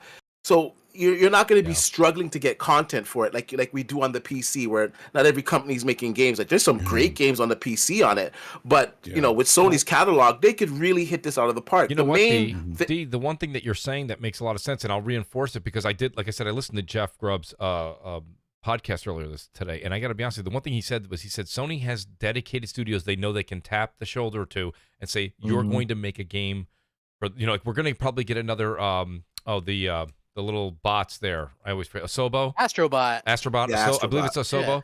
If I'm saying it wrong, that was a great. That was a. But I mean, they know who to go to. Yeah. And you know, I'll tell a fun story here, and then BRAP, I'll give you the mic because it pertains to you. Me and BRAP years ago had a conversation about VR, and you know what? I listen. I tell you when I'm wrong, I'm wrong. I thought VR was going to be a gimmick. I really did. I didn't think it was going to make it. You gotta tell the whole story, Mooch. Right? It was a little and me and Brett really got into it. It was great. Well, we got into it. That led to Mooch blocking me, actually. Yes, I think it was a block, right? It was great. Oh, yes, the great days. But I gotta say, I do got absolutely, Foxy. But I gotta tell you right now, I told Brap, I've been telling him for weeks when I've been playing the Quest. He goes, really, you like it that much? I said, I really do. And we always bring up that conversation, which was just absolutely hysterical. But you know what? Yeah, Brap, go ahead. Stadia, come on. Well, listen, now everyone always gets my Stadia stuff mixed up. I just said Stadia will be around as long as xCloud's around. That's all I said. That's all I said. It's still around, though, Mooch. Well, Stadia's around and xCloud's around. Hey, Mooch, before we get to BRAP, though, I want to know, Mooch, what made you change your mind on it? What was the experience? Okay. That made everything change. And I have for you? the number one answer for you, D, and I hope it's not too elementary, but it really is what changed everything for me. It was untethered. It was the Quest 2. Because let's just be honest for a second. When you take the hand device and you actually circle out or square out your room in your safe zone, if you will, and then you have a 360 with your hands out and you can move left, right, north, south, east, west with no obstructions and nothing to tangle or nothing on the side. You know when the cord used to get caught on the side of your neck? Like nothing is there. Let me tell you something. That is when you have that true immersion with the game. And that's why, let me tell you something, whether you like Facebook or not, I don't care. Oculus nailed it. They absolutely nailed it. Now, do I blame PSVR2? No, because the Rift S, also an Oculus product, which I have, thanks to the great Wilmy Hood. The Rift S is an outstanding piece of tech as well. It's one wire, but the difference between the Rift S, I will play a lower fidelity, and D, you'll love to hear this. I'll play a lower fidelity graphical game on the Quest 2 than my PC's able to hand on my Rift S because of the untethered freedom. That's what changed my mind. Yeah. You can also go tethered too with the Quest 2 as well if you want. I bought the Oculus Link cable as well. I just I'm a new VR owner as well. Got mine like a week ago. I've been messing around with a few things that are just like VR experiences. Haven't only played Lone Echo so far, which is made by Ready at Dawn. The dev that did the Order 1886. They are owned by Facebook now. So they've done Lone Echo 1 and 2 on the Oculus, and like Lone Echo is amazing. Like I didn't expect to see a game in VR with that level, like that kind of visual fidelity. I'm floating in 0G and everything, and then there's like this other astronaut that comes up to me, and I'm just staring at her face, because it's just like literally like this is like I've never seen anything like that before. It was a great experience with VR. I'm looking forward to playing Half-Life Alyx, and I think that game's awesome. Have you tried? No, Slow-Mo, can you speak to too. AirLink? Is that what it's called? Is it AirLink? I haven't done AirLink yet, but yeah, that's basically where you just kind of connect to your PC, and with no wires, and you're getting it. Huh? I've done it. It's pretty. It's when you do it wirelessly, depending on the connection in your house, it's pretty good, to be honest with you. It's another option to help with that immersion if you want the better fidelity, but you don't want the tethered to hold you back. So it's another option. Like the Oculus, man, it is such a good device. It's priced right.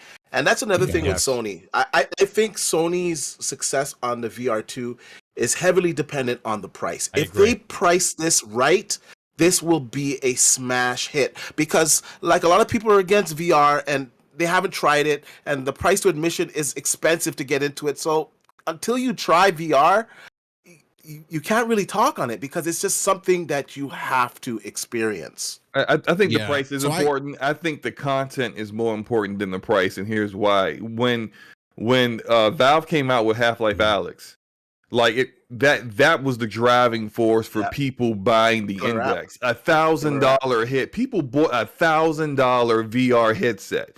They would not have done that if there wasn't a Half-Life game that was coming out that they would play with it. And it's about having content that people absolutely want to play, and content that can only be played through VR. Like we've talked about some other experiences. I know people have mentioned how like Resident Evil 4 in VR is amazing, but like that's a game that's old.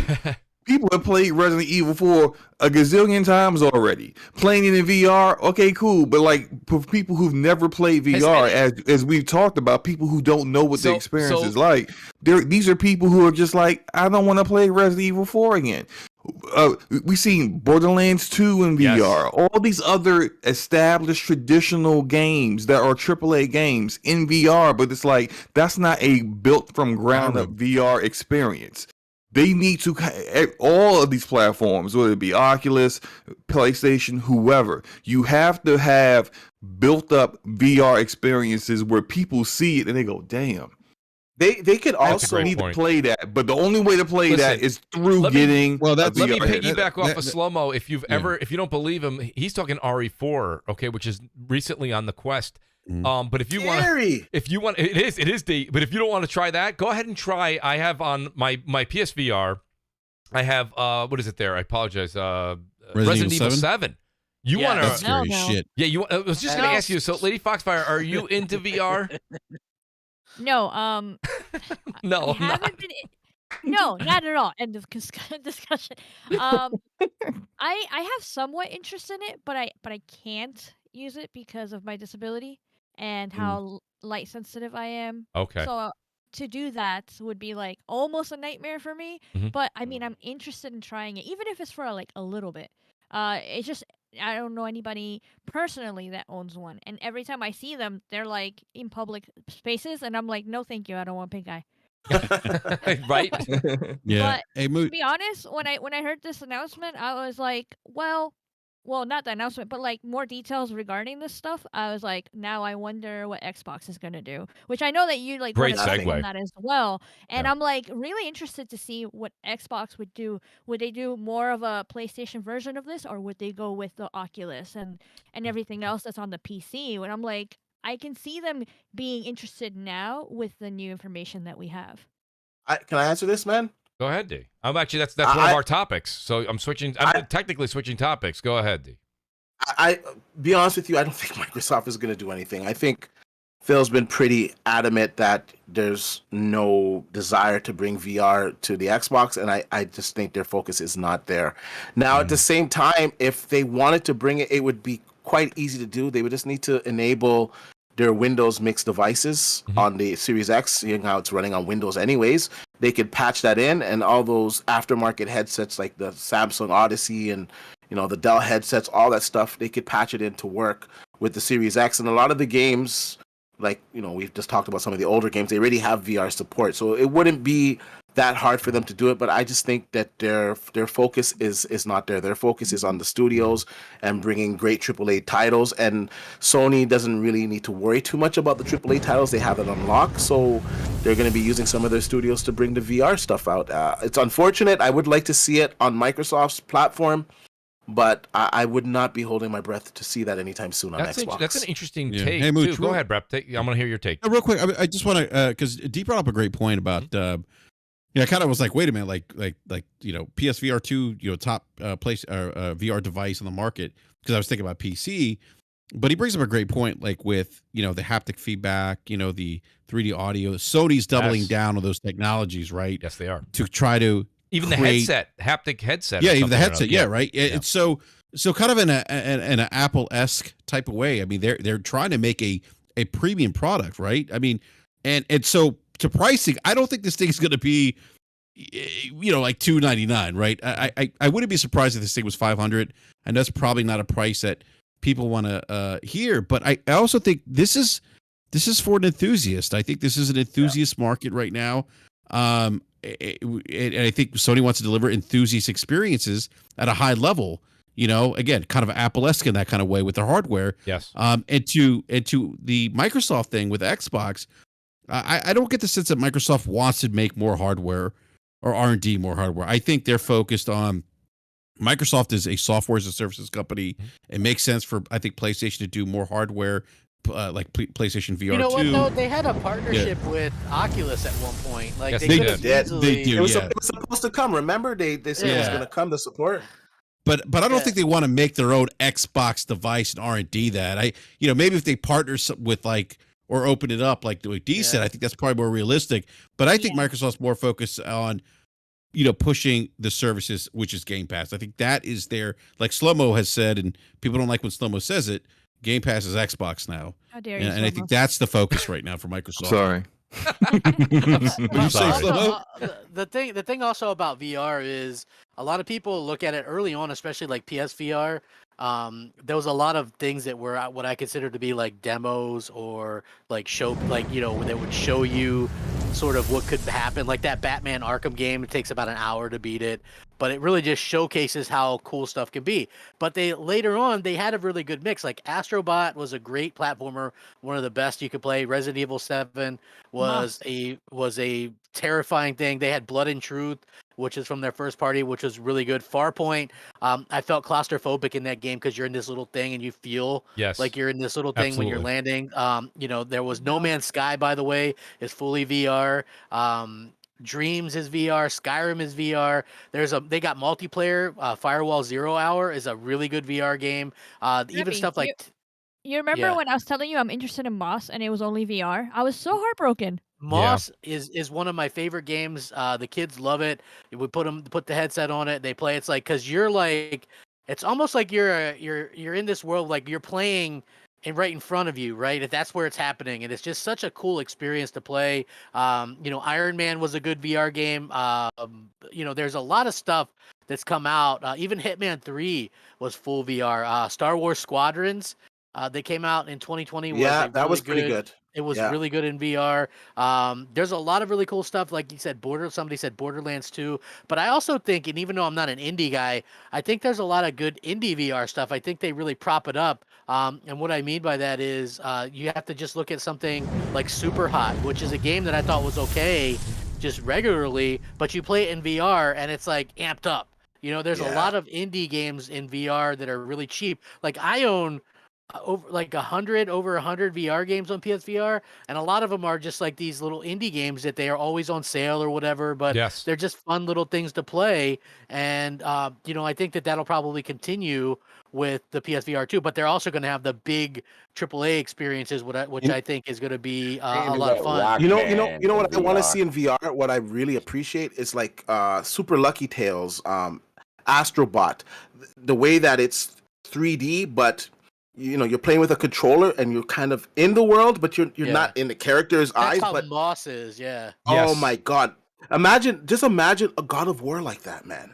Yeah. See, I think That'd that's be Imagine pretty epic. quantum break in VR. I think that that's would more be awesome. That's a more fun experience, I would say, as well, D. That's kind of the games that I like to enjoy as well. I mean, because the first person stuff is always great, but I mean, I feel like with You got VR, some if you've done a lot of those more types. bills to pay, Mooch. Oh yes, I was just gonna get. I want to get to some of these, and then I do want to change subjects. We do have a few more. We have a lot more topics to get to tonight. Just a Guy, by the way, I'm going to read all of Just a Guy's together at the end of the show. Just a Guy, I truly appreciate your super chats. I really do. But they're pretty much all saying the same thing. So I value your opinion, Just a Guy. Just try to. He thinks the Xbox Series S is a L. He's not a big fan of the Series S, which is fine, by the way. Your opinion is valid here on the show. I completely agree. But I will read all of Just a Guy's at the end of the show just because they are all about the same. Shout out to Glinter. He says Sony should make more PS5s before a new VR. And, I don't think one technology is holding up the other. I don't. If you guys feel separate on that, let me know. Do you think that Sony should focus on the shortage or something is the problem, right? Like where, to be honest, that's it's a chips, but let's not forget there's a lot of PlayStation 5s out there right now. So the PSVR headset is going to be targeted towards the people that already have a PlayStation 5. And of course, some people are going to want to get a PlayStation 5 because of it. But there's enough consumers that have a PlayStation 5 now for them to bring out such hardware. And it's not just, go ahead. I was just gonna say it's not just them. It's like I was supposed to get Starlink's internet that was gonna be like the fastest internet I've ever had in my life, and that got delayed into this year sometime because of the chips and the shortages and stuff. I already paid for it, right? Like I was supposed to get it last year. I can't wait to get better internet crap. I mean, I know you're excited. Me too. Me too. He's like, D's right, by the way. The PlayStation VR2 is really for people who own PlayStation 5 already. I mean, people need to remember that as well. So, and the other thing too is, the parts may not be the same. You could probably make the argument of with NVIDIA with the 3090 Ti and, should they make 3080s, right? But yeah, I mean, definitely not with the PlayStation VR2. Shout out to CB3 in the chat. He says the haptic tech in the DualSense is going to be in the headset and the hand controls of the PSVR2, which is crazy. And I got to say something. Yeah. That's something, and I think D touched on it, crap as well, and BRAP. I think that the point of the matter, that's what's got me excited. You're probably saying, what do you mean that's got you excited? Anything that can change from the standard VR experience and keeps on magnifying your senses, I think gets you even more immersed into that world. Think about how that trembling could really affect you, how that it could be like a wind effect going through a vibration. I don't know. Listen, that's not my world. But CB3 makes a great point in bringing that up. Shout out to Face23, who kind of changes the subject here a bit. But let me, before I get to Faces, JudaZuk says, sorry, still do not care about VR, still feel it as a gimmick. And yes, I've tried it, just don't get it. Next topic, please. So shout out to JudaZuk. Face23 is asking a question to the panel again. He says, do we believe mainline Final Fantasy games are not coming to Xbox this generation? I mean, there's a chance of it, when it comes down to it. Square is weird with their kind of like mentality and decisions that they make. If they feel like they want Sony to be the platform, with no money passed between companies or anything like that, but they just want PlayStation to be the home of Final Fantasy, that's what they're going to do. And it's really weird to kind of leave money on the table like that. But if they feel that's the direction they want to go, that's what are they leaving money on the table? Yeah. Why there would still be gamers on Xbox that would pick up Final Fantasy. I'm not saying. But is it I mean, my question would be: is it enough to justify them? Yeah.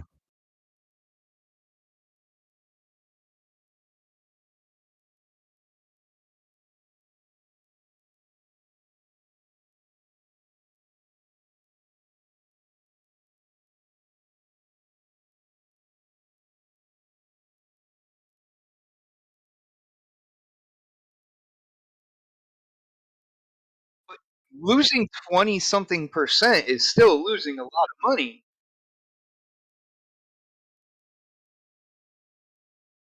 Are Yeah, they paying? like I didn't listen, hear anything that they're well, paying. supposedly, They yeah, definitely did supposedly, something for that yeah, timed there's some kind exclusive of for a payment. year. Yeah. Yeah, and not only that, because supposedly Final Fantasy VII Remake was supposed to be on Xbox a year afterwards, and then there was a rumor, or Hey, multiple Mooch, rumors they're saying in the chat, no sound. that Sony, wow, what's Sorry going on about with that. no No, sound? that's my fault. I muted myself for a second. So Mooch I muted apologize. us. No, you guys were not Muted muted. all of us. No. I was muted. Anyway, You're not muted. Yeah. So anyway, basically, so it was rumored that Sony wants to be associated with as the home of Final Fantasy again. So, they paid and would have had to pay to do that. Like Final Fantasy VII Remake was supposed to come to Xbox at some point, and then there was that rumor, like I said, that. I don't think it's coming, crap. So I don't think so either. You know what I mean? Like, and here's the thing: I'm all for timed exclusives. I think it's very pro whatever company's doing it. I know everybody doesn't agree with that, but that's the nature of the beast in business. And but it is weird that no Final Fantasy games would come to Xbox. That's weird, but I think the reason why Sony might do that is to offset some of those big Bethesda games that are coming to PlayStation, because Final Fantasy is a big name, and the Bethesda games like Skyrim and Fallout. I think Don't crap, Square I think, Enix I own think, Tomb Raider? those aren't Western RPGs per se. I think like them getting KOTOR is probably more of a play of, or probably more of a counter per se, to Bethesda than And I maybe hope they like don't screw locking that up. up. Hey guys, doesn't Square Enix own Tomb Raider too? So They does that do. mean Tomb Raider would be an exclusive to Sony if they went through this No, route? no, Assuming Sony buys them, which I wouldn't be surprised if Square Enix one day says, "Hey, we're part of Sony." But at I this would, point. well, It that wouldn't may surprise me. be, but I would say one thing, and I apologize, guys. I muted the panel. I didn't mean to mute that. I apologize. We lost a few seconds there. But the one thing I was saying to Xbot was that I think that the differential, because he said, would money be lost on the table, and Xbot's not wrong. But that money on the table, when you look at percentages, and that's all this is. It's all zeros and ones, right? It's a numbers game. The majority of the Final Fantasy franchises have been a 70, let's just say 70-30 split in favor of PlayStation 4 in the past. PlayStation consoles. I'm completely being doing averages. 30% on the table, leaving 30% on the table is still crazy. Let's be real. Well, Yeah, again, but and this is what I was saying when I was muted. It's not just. But But it's Sony not might just have made leaving up that 30% of the differential. table. Yeah. It's what did you have to spend to get to that 30%, and did you make up that difference? To so be it isn't to be just. Go ahead, D. to be fair, I think if they were to get exclusive, they could do something where they could put it on PC as well to recoup that money. Well, that's what they're going to do. They are going to That's what they're doing. Not being on the Xbox platform. I just want to say something about shoot, they just brought up that game. But by the way, their PC ports are looking really subpar right now. Yeah, really bad. Yeah, just saying. Oh, yeah, like, good grief. Knights of the Old Republic. From what I'm hearing, the remake on it, they're gonna go away from turn based and they're gonna make it like action.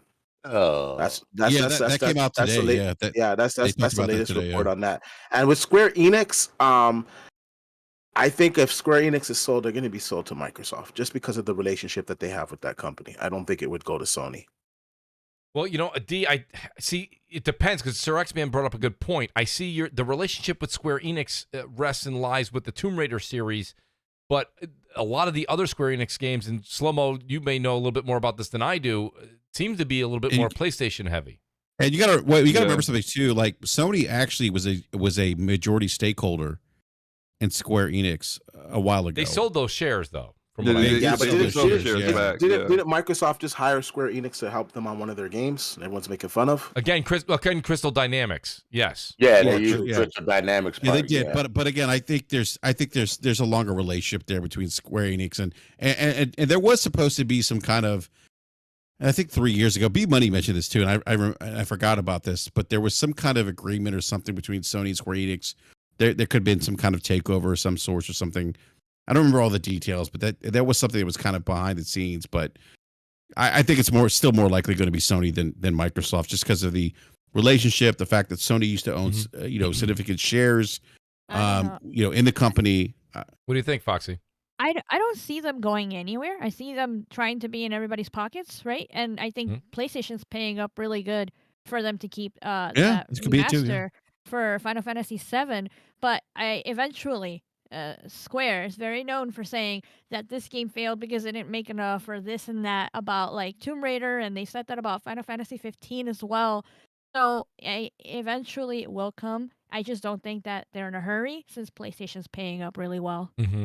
Yeah. Yeah, and if it's timed, I mean, look, if Sony is making good on the revenue that they claim that they would have made if they would have put it on Xbox, just to delay it, only for them to later on put it on Xbox again eventually, that's just free money. When Final Fantasy 15 came out, real quick. When Final Fantasy 15 came out, pretty much my whole friends list was playing Final Fantasy. And they were playing the online. They were playing the missions. They were playing all of it, dude. The Monster Hunters, which is Square Enix too, if I remember correctly, right? Capcom. No, Monster Hunters Capcom. Capcom, right. But my list was full with nothing but Final Fantasy. And I didn't even get it. But all my friends were playing it. They kept saying, X, you need to get this and play with us. It was just ridiculous. So they're making money on Xbox. This was before it hit Final Fantasy 15? No, the 14, the one that was on, one that was online where people could play together. Oh, the online one, right? They're making money on Xbox. Everybody I knew was playing Final Fantasy 14. You know, so they can't say that they're not making a profit. This was before it hit Game Pass. This was before they were giving it away for free. I don't think 14's on Xbox. I think 14's just on PlayStation and PC. 14's on PlayStation and PC. That's what I thought, but which one was the one that was on? 15 came out on Xbox, 15. And everybody was playing that. So I was right. It was an MMO one. I think. Is it 11? You want 12? 12 or yes, one of those? One of those. I was right. It was 15. Yeah, everybody was playing 15. It, dude. Yeah, but they still titled it like it wasn't as successful as they wanted it to be, and they said the same thing about Tomb Raider as well. So eventually, it's not good enough, you know. I know. I bought it day one. A lot of money on these games. I think that Square is just gonna keep making games for whatever.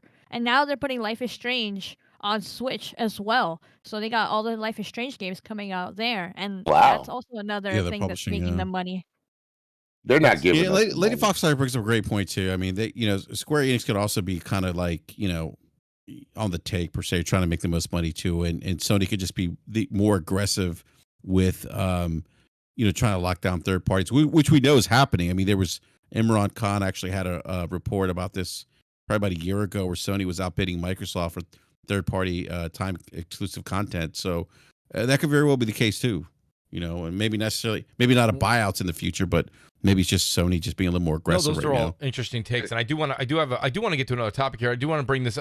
This just kind of parlays back to the PSVR thing again, and we were talking about Xbox. And Magnum Visuals made a point, and I want to get the panel's thought on this. This is interesting because Slow-Mo, you said yourself, Xbox is Game Pass right now. Magnum Visuals says Game Pass cannot sustain VR dev cost. That's interesting, right? Because in order for those games, they would if Xbox is funding those games and they're going to be first party or even third party, they're funding them. It would hypothetically go into Game Pass day one, which means they would also have to have those headsets, buy the Xbox VR headset. That's a lot to ask people, so they may not want to do that. Because as if Microsoft was like actually having first party developers make VR games. Is that what we're like? Because I'm just saying Magnum. If I'm speaking wrong here, I apologize. He's saying Game Pass cannot sustain the VR dev cost. Not enough people maybe pick up VR headsets across the board. This may be for Sony too. The number of people buying a PSVR2 will be a certain number that Sony will be happy with, but then you have to go buy the games for whatever they're going to be, $60, $50, $70. With Xbox, Sony, they're going to throw their games into Game Pass, and in that case, you know what I'm saying? Like if people don't go buy the headset, it's a loss. That's a major loss. Yeah. People have to buy the headset, and when it comes to Microsoft, as far as look, they have their whole plan in regards to how Game Pass is going to self-sustain itself. Like they got their stuff planned out. When it comes to VR, clearly that's not in their plans whatsoever, right? I agree with you and D on that. If they ever even decide to have VR on the Xbox platform, it's going to be an Oculus thing where they don't have to worry about the R&D at all. They're not not going. They're not going to do any first party anything with it. They're just going to allow it on the platform. Oculus store is going to be. Those games are going to be allowed in the Xbox, the Microsoft store, and that's it. Like they're not going to. That's the bare minimum. Yep. And the Oculus is a good VR headset, so it would be giving Xbox gamers a good VR experience without them actually having to put the work in to do it. So that's what this symbiotic relationship, actually. And they could put Game Pass on it. Maybe.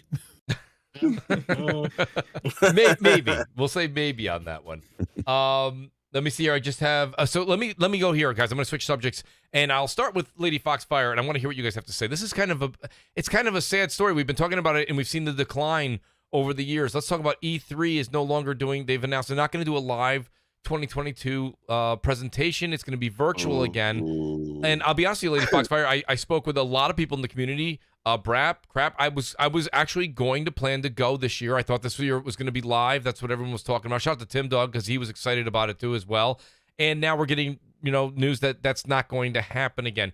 What does this do for the how do I put this? The tradition and the panache, if you will, of E3? Has it lost its flair?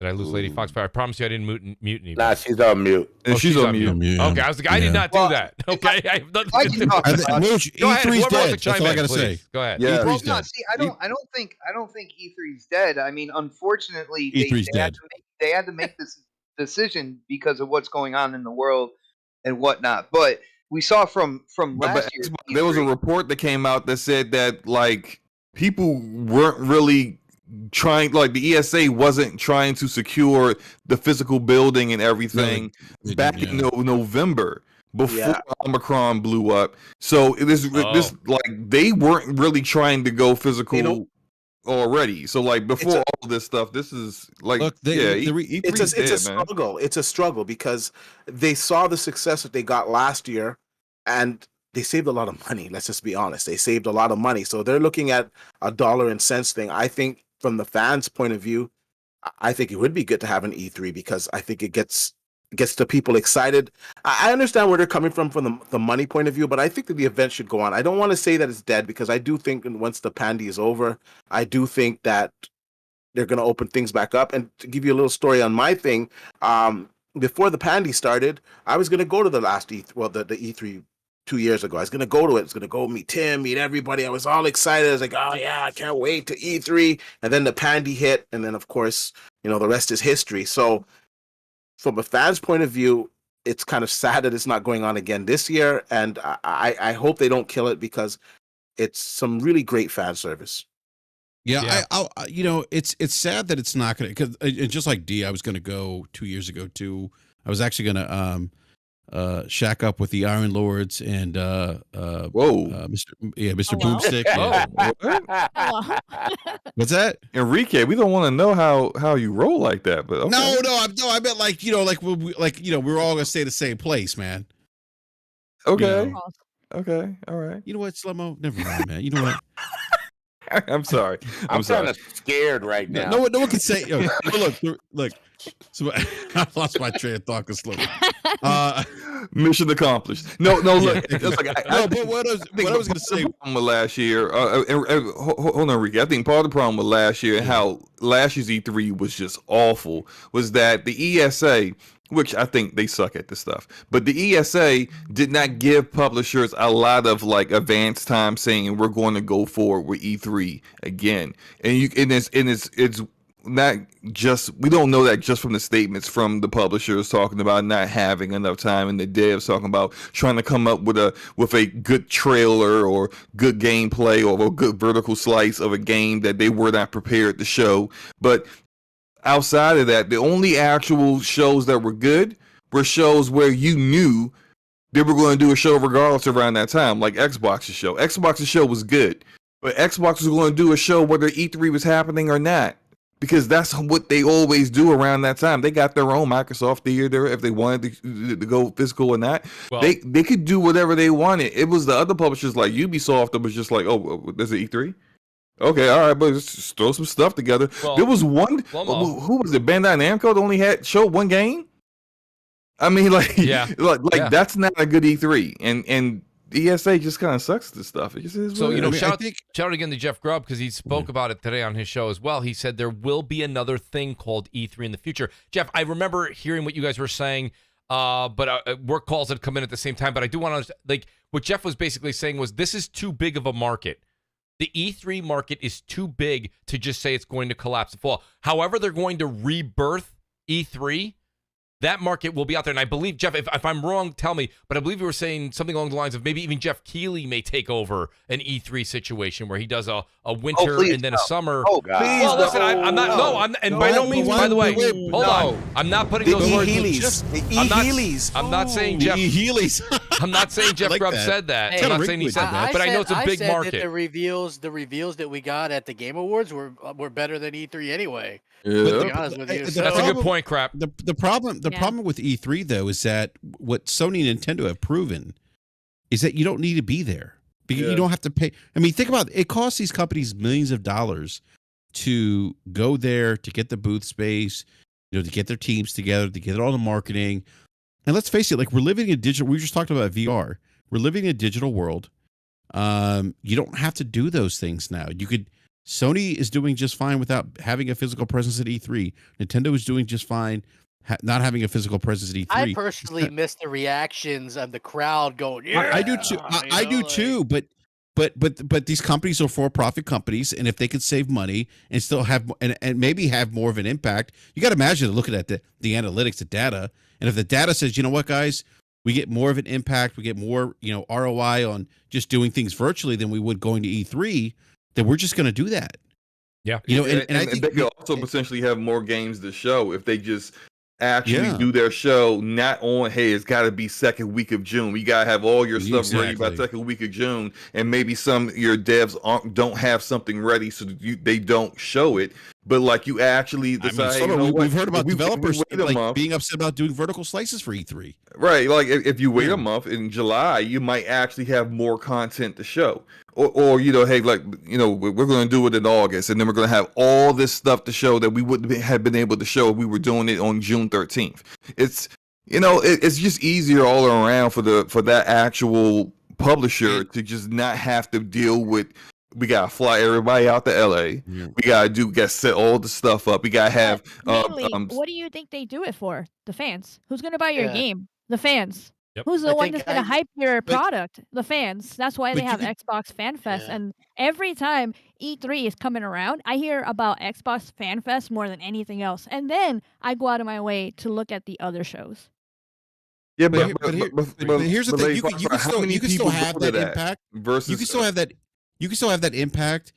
Like doing something like PAX. I think that's why PAX is so popular right now, because it's not just in Los Angeles. It's not everywhere. Get everything out of Los Angeles. I think if E3 went the way of PAX, I think that's where it maybe has more legs in the future. Orlando. New York. Yeah, let's go East Coast. No. Go to Florida. We don't. Let people live. Beaches. We got beaches. Hey, let's just be honest here. If it was in Florida, it would be going on right now. Wow, that's so true, D. We don't care over here. D-Batch, are you saying it'd be a packed house? Oh yeah, packed house, man. Of course it would be. He's not wrong. He's not wrong with that. I'm shacking up with crap. Let's go. Listen. If it was in Orlando, I would go to it. Jeez, I mean, come on, that's right around the corner.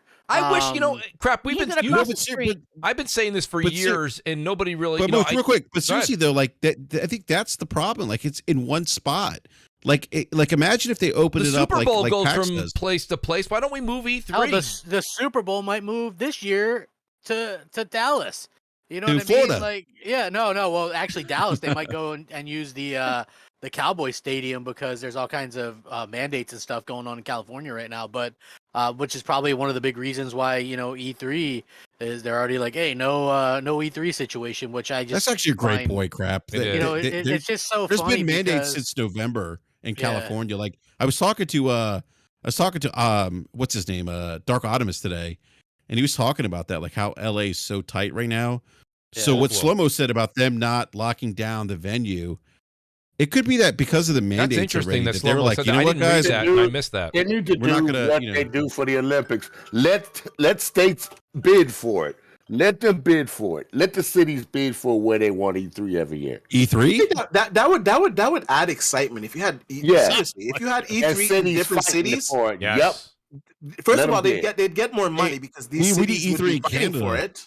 No, D, you're right. Man, imagine E3 in I Toronto. have one in Chicago and the McCormick place. It's way big enough for E3, which is kind of where the E3 started. wants to go to Chicago? Consumer electronics show. I knew somebody was going to say that.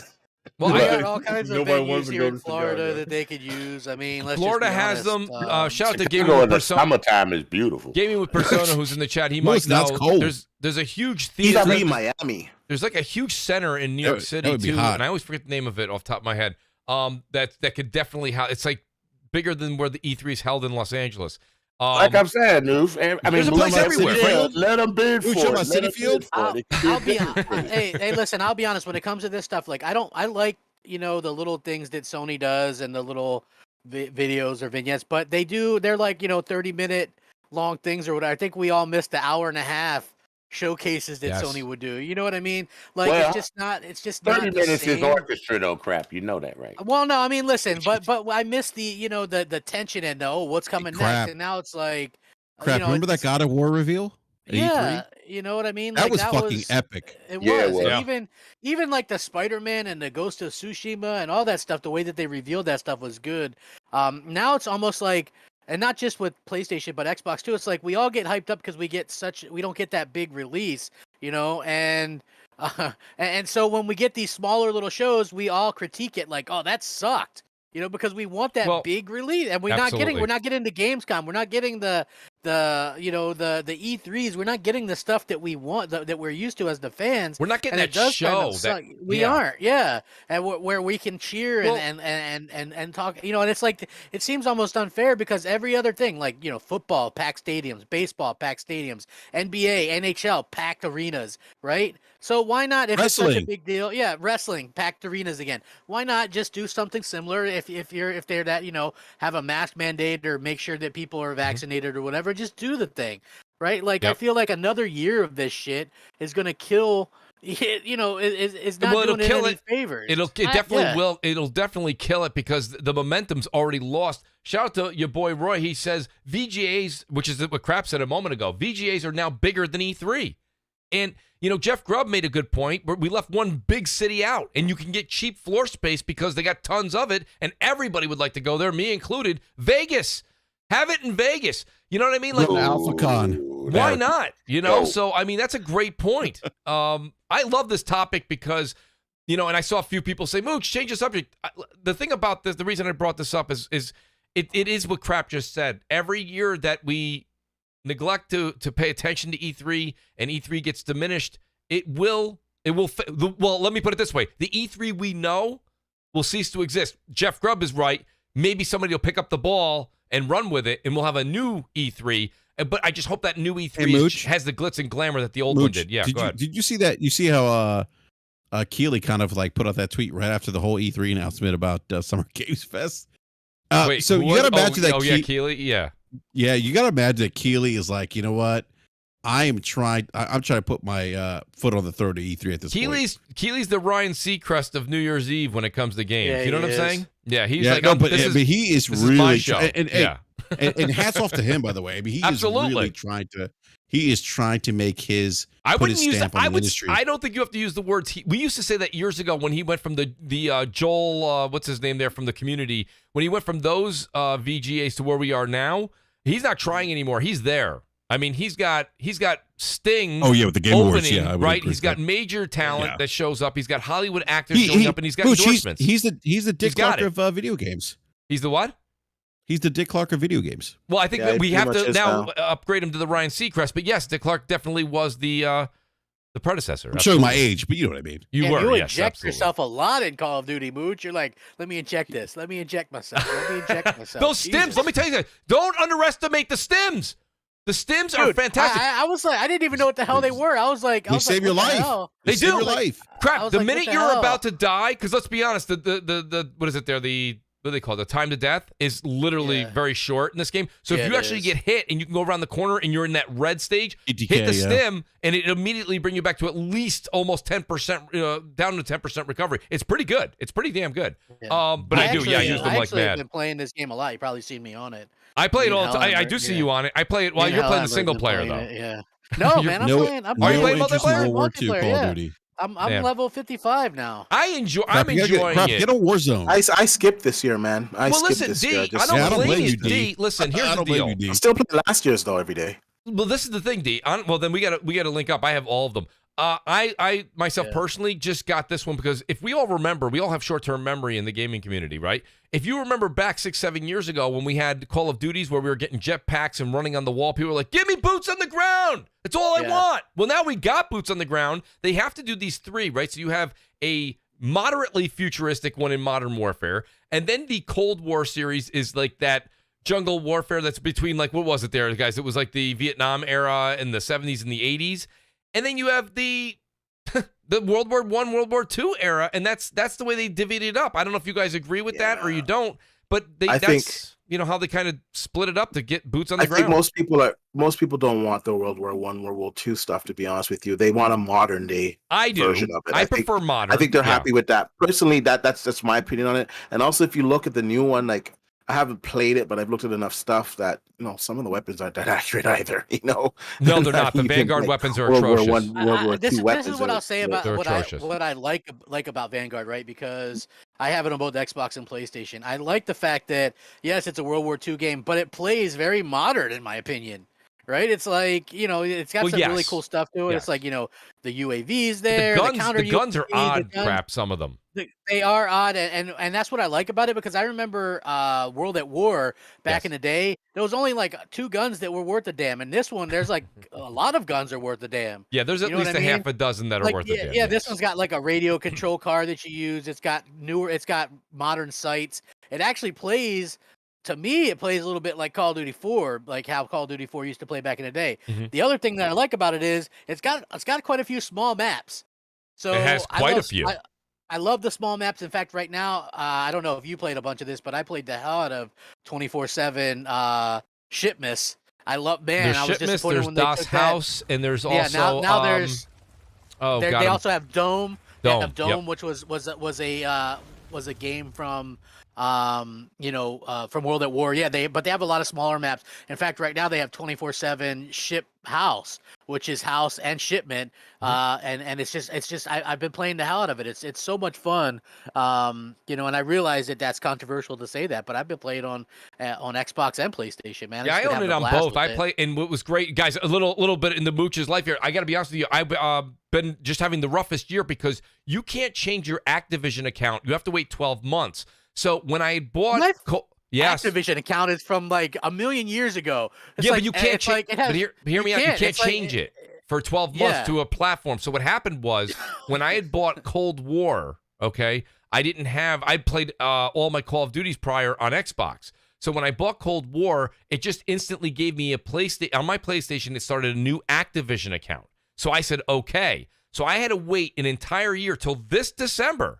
Because I believe I got Cold War on PlayStation in like end of November, December. I had to wait till this December to unlink my PlayStation account with Activision and then put my Xbox account with my PlayStation. Well, my Activision account that I use with the Xbox and my PC. So now when I play on PlayStation, Xbox, or PC, my progression all moves forward together. So now you'll see me, depending on my friends that are on, I just play on the platform of choice, where before it was kind of like I always played on Xbox. I know it's cross-play, I know, but it's like sometimes with party chat, it's easier if 2 or 3 people are on PlayStation, it's easier to be with PlayStation than just be in game chat, because game chat can suck what surprised sometimes. me, Mooch? Yeah. Because I had it first on PlayStation and I played it there for a little bit.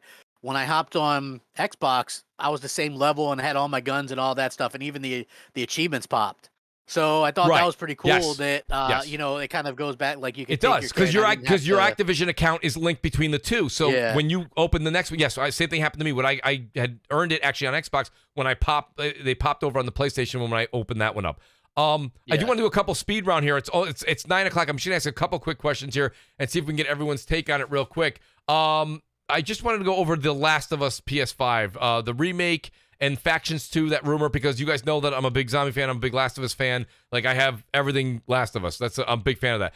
Do you guys think, I will say this much, my question to the panel is, as much as I would be okay with it because I'm kind of a diehard fan, do we need the Last of Us remake for PS5? Do you guys feel like we need that? I don't think so. Not really. No. I don't right? understand the thought Yeah. process because they remastered it Right. in 2014 and it already looked really good, and it's like 60 frames and everything. I don't understand, to be honest with you. I mean, visually, it's a little dated right now, visually, but I mean, like, it's not that big a deal. Like, it's not like it's hideous or anything. It still looks good. It plays well. There's no reason for a remake. Is it a remake? It's a remake, right? It's a remake. It's a money grab. It's a money grab. Yeah, Right, that's ridiculous. Yeah, I do too. I don't think it's.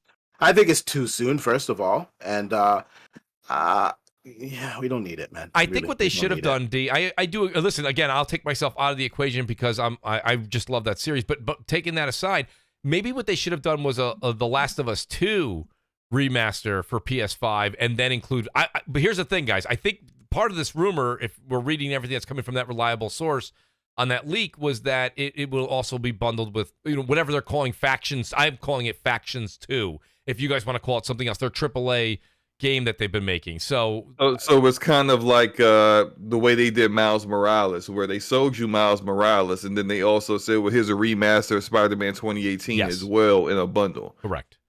Okay, well then, like with that, in that case, it probably will do all right because the people who choose to get it will be people who are really actually also really heavily invested in Factions, and that's what they really want anyway.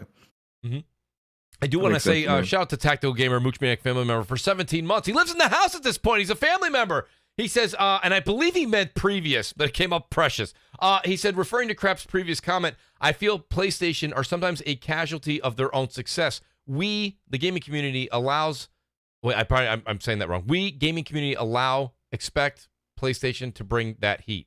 I think he's just saying the gaming community expects PlayStation to bring the heat. Yeah, I agree with you. That's true. If you look at Days Gone, we were all expecting that to be the typical 80+ rated game, right? And then when it wasn't, we were like, "What the hell?" Yeah, what happened? Yeah. Yeah. No, I agree, but I think that's also what we're talking about. You heard D saying, you just heard Crap and Slow-Mo voice their opinion on it.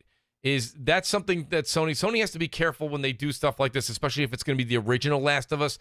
I don't know if The Last of Us already got a remake for the for PS4. And now they're going to make one for PS5. It's a little bit weird, too, that whole situation, because, right? So, anyway, they let Lucid Games make Destruction All-Stars, which lacked content and really got rated poorly, right? Poor Metacritic game. But they're allowing that company to make a new Twisted Metal game. I can't wait for that. I mean, listen, I thought Destruction All-Stars would have been better with a lot more content and weapons on the cars. Yeah. So maybe they can. I believe they could probably make a good game, but it is weird that they'll let that company take a second try at something, right? But you know what I mean. But they just like totally kind of I don't want to say disrespected, but kind of I guess kind of disrespected their own company. It's like I don't know, like because apparently at one point Ben Studios was going to make a port of the Vita Uncharted game, right? Which I actually would have liked that to be on console because I beat that on Vita and it was really good and hardly anybody played it. But it was really a pretty good story. A lot of people say that was a good game, and I didn't have a. Yeah. I had a PSP. PSP. Yeah, I didn't still have a Vita. Mine. I have a Vita and a PSP still. I got rid of my PSP. Hey Mooch, Final Fantasy Endwalker, 93 on Metacritic. What? Final Fantasy what? Endwalker, 93 on Metacritic. Yeah, somebody was mentioning that in the chat as well. Yeah, I see it now. But what I want to D, while I have you on the show, I do want to ask. I'm trying to do a speed round here real quick. This will be the last question. D, we have you on the show, and I know that you did a video on it. Is there anything else from CES that we should know about, whether it be virtual reality, OLED technology in the TVs, graphic cards, anything that we didn't talk about that gamers need to know about, specifically to gamers? Yeah. Well, they talked a little bit about FSR. There's going to be an FSR that allows all games to have it, where a developer doesn't need to patch it into the game. Okay. It's just done on the driver level. So that'll affect both the PlayStation 5 and the Xbox Series X and Series S. We already talked about the VR experience. I think it's going to be top of the line VR experience. But they also talked about quantum dot OLEDs. And I'm going to say, you guys know that I love TVs, and my channel pretty much started on TV stuff. Yeah. So this year, this is my prediction. I believe this is the year that LCD truly dies, because not only did we see quantum dot OLEDs emerge, but we also saw truly the immersion of mini LEDs. Like, there are so many mini LED TVs coming out in 2022. Finally, PC guys are getting displays that are worthy, because PC guys for the longest time have been stuck like on 8-bit displays, right? Or didn't have HDR in the displays. Now we're getting 10-bit, 12-bit displays. We don't have HDMI 2.1 either in a lot of displays. Yeah, now a lot of these monitors are coming with HDMI 2.1 now. You got the mini LED monitors, which, like I said, I think is going to kill LCD, because you get a really good experience with mini LEDs, and you don't get the pitfalls of LCD. But the big thing was the quantum dot OLED. Now Samsung is the one that's making this, and surprisingly, they haven't announced their own quantum dot OLED display. Now, I do know that they do have a prototype of it, so I don't know what's going on with that. Maybe they're going to save it for next year, and they're just worried about other companies right now. But now the quantum dot OLED technology, why this is such a game changer, is that OLED, like, I know Mooch, you have one. I know probably some of the other guys on the panel have an OLED. This is the best tech, bar none. Like, once you go OLED, you cannot go back to LCD. It's just impossible. Burn-in. But the problem with OLED, where you could now, in the last few years, they have mitigated a lot where OLED, it's a lot harder to get burn-in, but you can still get burn-in on it, to be honest. You have to try, D. Yeah, you have to try, but still, it is possible. I would say last year. Yeah. And the year before, they really changed it, where it's really hard to burn it in. But it's still there. But you got the pitfalls of it not being as bright as LCD. Some people worried about burn-in. Your HDR, it wasn't. Once again, the brightness is not there. Those were pretty. Yeah. Those were the big pitfalls of it. Now with quantum dot OLED, in a nutshell, basically you're getting a blue OLED screen with a quantum dot layer. The quantum dot layer has the other colors on it, and it produces your RGB pixels, right? So you're not going to get burn-in the same way that you would get burn-in on a traditional OLED. Now, can it still happen on this type of OLED? Yes, it can. It'd be really, really extremely hard to do it, though. You'd have to be really trying to do it. So it's a lot less likely to get burned in like OLED. And then you got the brightness, which was the biggest pitfall of OLED. You're only getting like 600, 700 nits on OLED, 800 nits. Now with this technology, you can get 1,000 nits, 1,200 nits, whatever they want to wrap it up to. The brightness is a huge improvement. So you get all the benefits. Who's the major manufacturer when it comes to these? Is it Samsung? Samsung is making these displays. So I heard you say Samsung, but when it was announced, I heard from other people that it was Sony specifically that's doing this. No. So Sony is going to be putting it in their television, but the display is actually Samsung. Samsung makes the display. So Sony doesn't make the panels. Yeah, so Samsung is making the panel. They've also announced some monitors in the recent days that will also have the quantum dot OLED technology in it. What's the money on these? D, I think you mentioned. Is there a price tag yet? So this like any new tech, you got your early adoption tax, and from what I'm hearing that it's going to be about 8,000 to about 8,000 US. How long do we gotta wait till that drops? Couple years, 2-3 years? No. That's dropping this year, man. No, I mean the price. No, it's gonna drop probably the next couple of years. Yeah. I would say the next couple of years you're gonna see it drop. We all know people that are enthusiastic with gaming, and I mean, but 8,000 for you're better off building an outstanding PC than getting that. At that point. You're better off building a couple of outstanding PCs for that price. Build an 8K TV if you're going to do that. Just buy an 8K TV. They're around that same price range. Yeah. Well, what's the differential there? I got a question for D real quick. Yeah, go ahead. So D, like LG's the one doing like all the OLED panels right now, right? So yes. So is Samsung is LG making panels like this too? I haven't seen. Haven't kept up with everything. No. So they're not doing the quantum. No, they're not. I don't see what would be stopping them from making their own. Because I'd be surprised if they would give up, because they're the they kind of have the market cornered, if you will, on those panels. Yeah. I know that they're also going to be doing mini LEDs. So I know they have a focus on that. And to be quite honest with you, I would think that they would have to compete because I don't think they're too worried now because of the price of OLED. It's going to be so much cheaper than the Quantum Dot OLED. So I don't think they have anything to worry about in the short term. But in 2 years' time, as this technology is cheaper to produce, I'm pretty sure they're going to have to come out with a competitor. I also want to touch on real quick. Or they could use the panels. They could use I don't, with LG and Samsung, there's that competition there where I just don't really see that happening because that's the reason why Samsung went out and made their own OLED screen because they could have easily gotten from LG just like any other company. But those guys, they're at odds just like Samsung is at odds with Dolby Vision. That's why we don't see Dolby Vision on Samsung TVs. They're still on HDR10 and HDR10 Plus, right? Yes.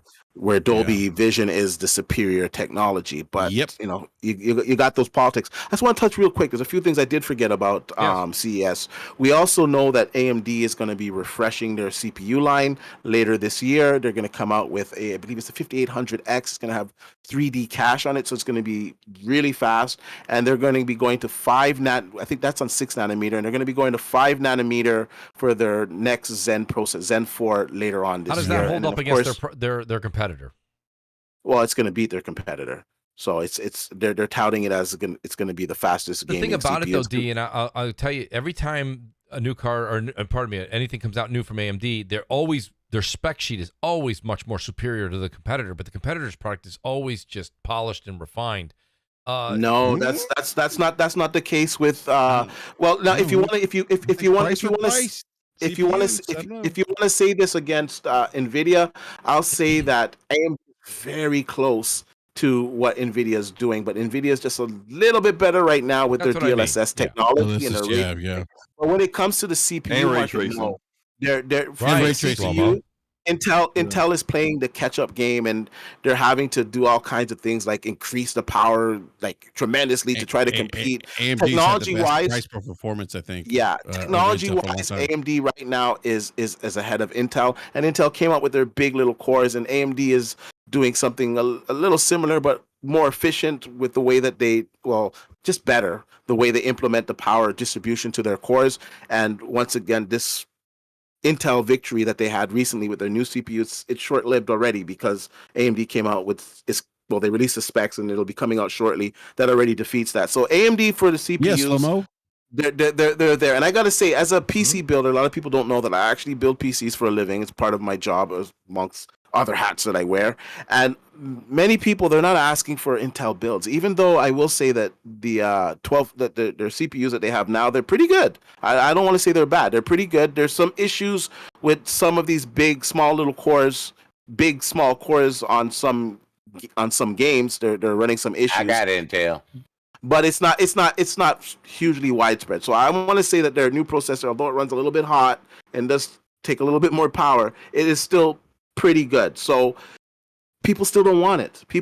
They're all asking me to build them an AMD rig. Most people do not want Intel. So Intel's in trouble right now. Their stuff is not selling as well as they would like to sell. So it's going to be interesting to see. Well, BRAP knows this because we shout out to Delirium Blades, Mooch Maniac family member and a good friend of ours.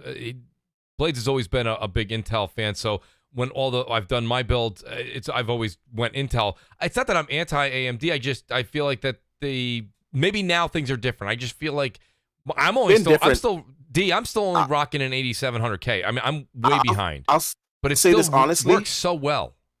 I'll say this honestly, it's been different for the last 3 years. Just people, they're on Intel but AMD's been spanking Intel for a while, man. Yeah. It's just this year Intel got back into the game a bit, and it was short-lived. Like I said, AMD announced some stuff at CES, and it's just like smacked Intel around. And now AMD is really making a press for the laptop market, and the stuff that they have coming out on the laptop, it utterly destroys what Intel has. So, yeah, it's if you know, if you know, if you don't know, you don't know, but I'll say right now, when it comes to the CPU market, AMD is definitely ahead of what Intel's doing right now. When it comes to GPUs, NVIDIA is still the king, and like as far as AMD has come and as competitive as their 6800 XT is to the 3080, because they're pretty close, and the 6900 XT, it beats the 3090 in a lot of games.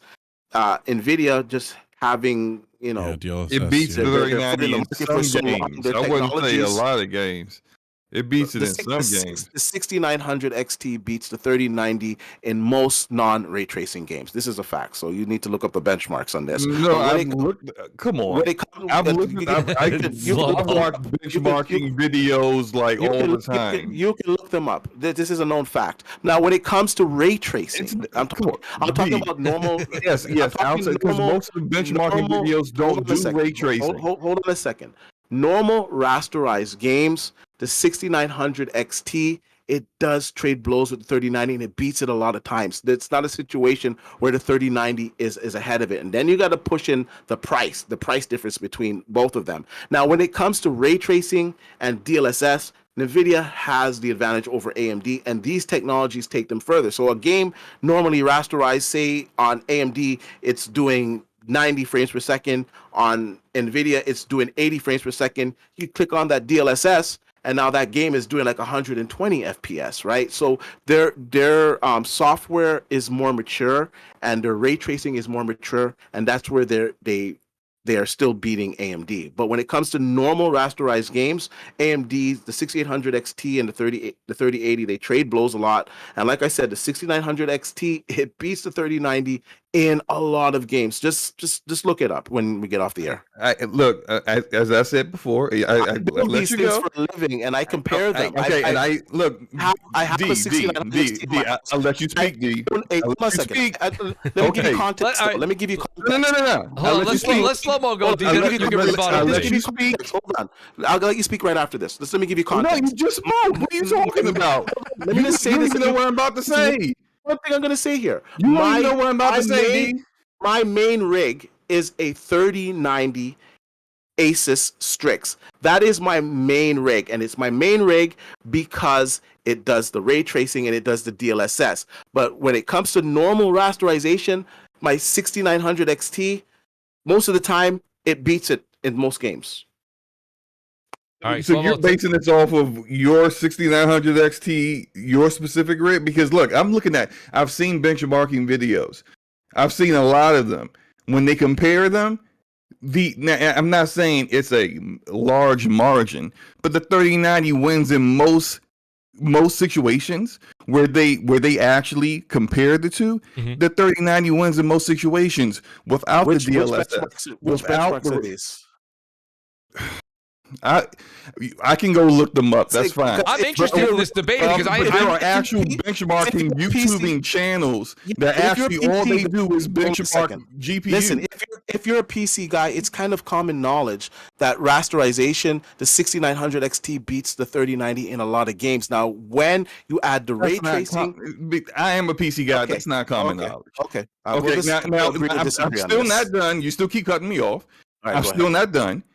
We like mentioning DLSS and ray tracing. We already know about all that. We already know NVIDIA's ahead of them in that. That's fine. All I am saying is that when the 3090, it still outperforms the 6900 XT in most cases. It's not all cases, but I'll send you some stuff in because it's the pointless. I'll send you some stuff in the chat. Yeah, let's send some I'll send information you back and stuff. forth because I I'll send think it it's to an you. interesting debate. I got to be honest with you guys, and don't get me wrong, I love the debate because I as we kind of progress further into gaming, we see that consoles are so much marrying into the PC world and vice versa.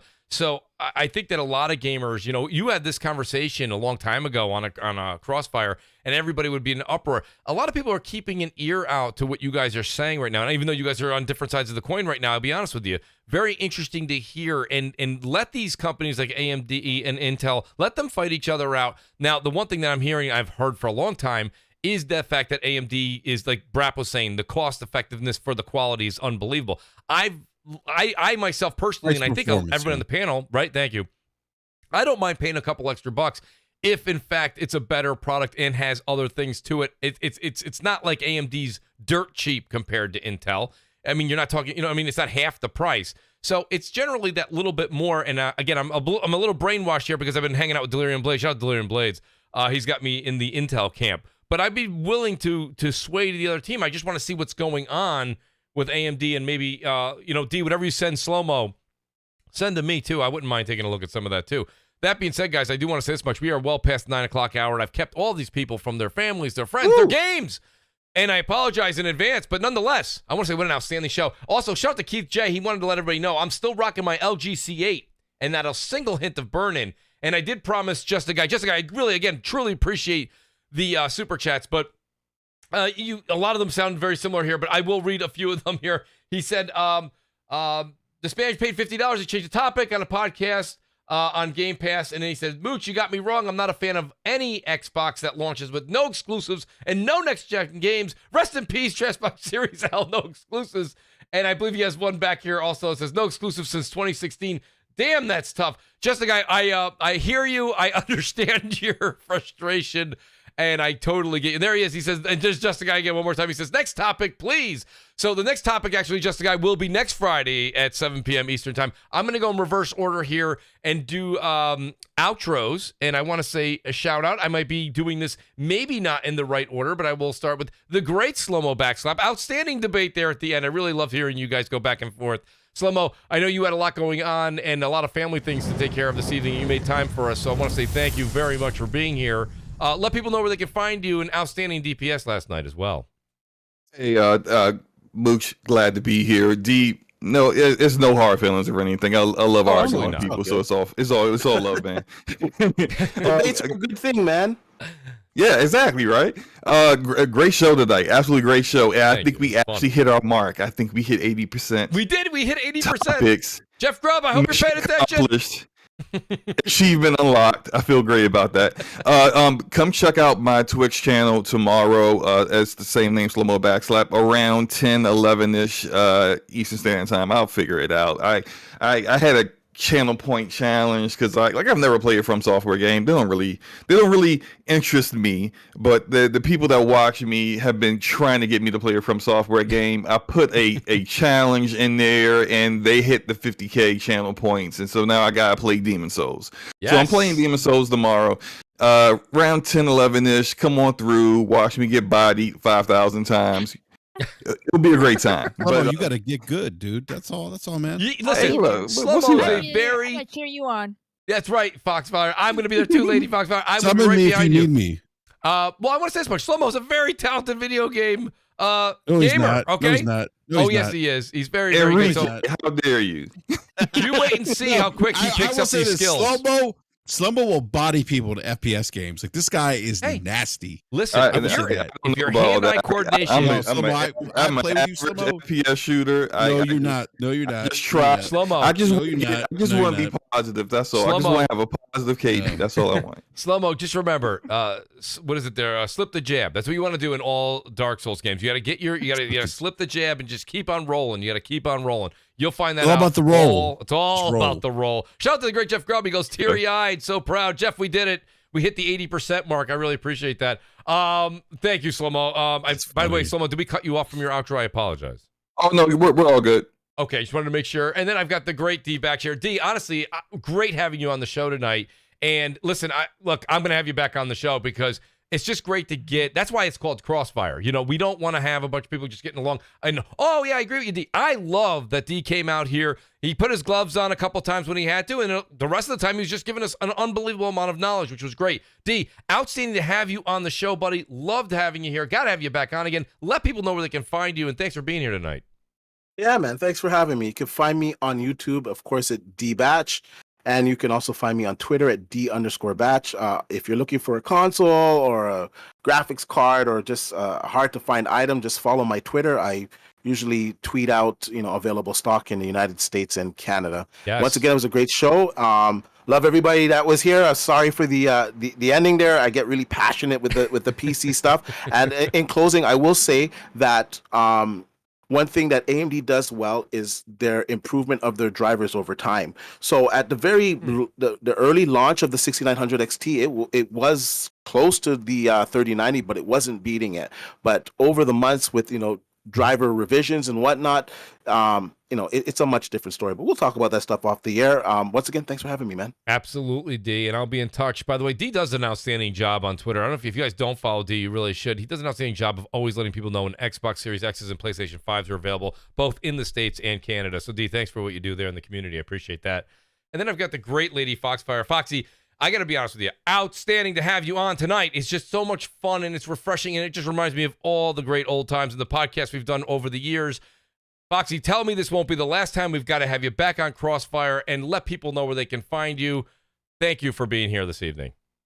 Oh my God, it was amazing being on here, listening to you guys. For the most part, just listening, but also jumping in when I had a chance. Great. You got some passionate boys in here. Oh yeah. It was an honor being on here with D. I've been following him for a minute. I don't think he knows who I am, but I know you are. I know you're following though. from back in the day, from like before when you used to be on with Z and everybody. Wow. Oh yeah. yeah. Since then, it's really awesome to listen to you, especially when you talk about tech. You get really passionate, but definitely still a big fan of slow-mo. But but anyway, Nice. Besides that, I'm on Twitter, also sharing some deos on Foxy Deos, but I'm on there all the time chatting with everybody, just on my own Twitter page. And then YouTube, I just do random videos. I do shorts, I do topics, I do bundled news, I do all that good stuff. So yeah, it was awesome chatting with you again, Mooch. Just like the always old great, Xbox Foxy. Nation days.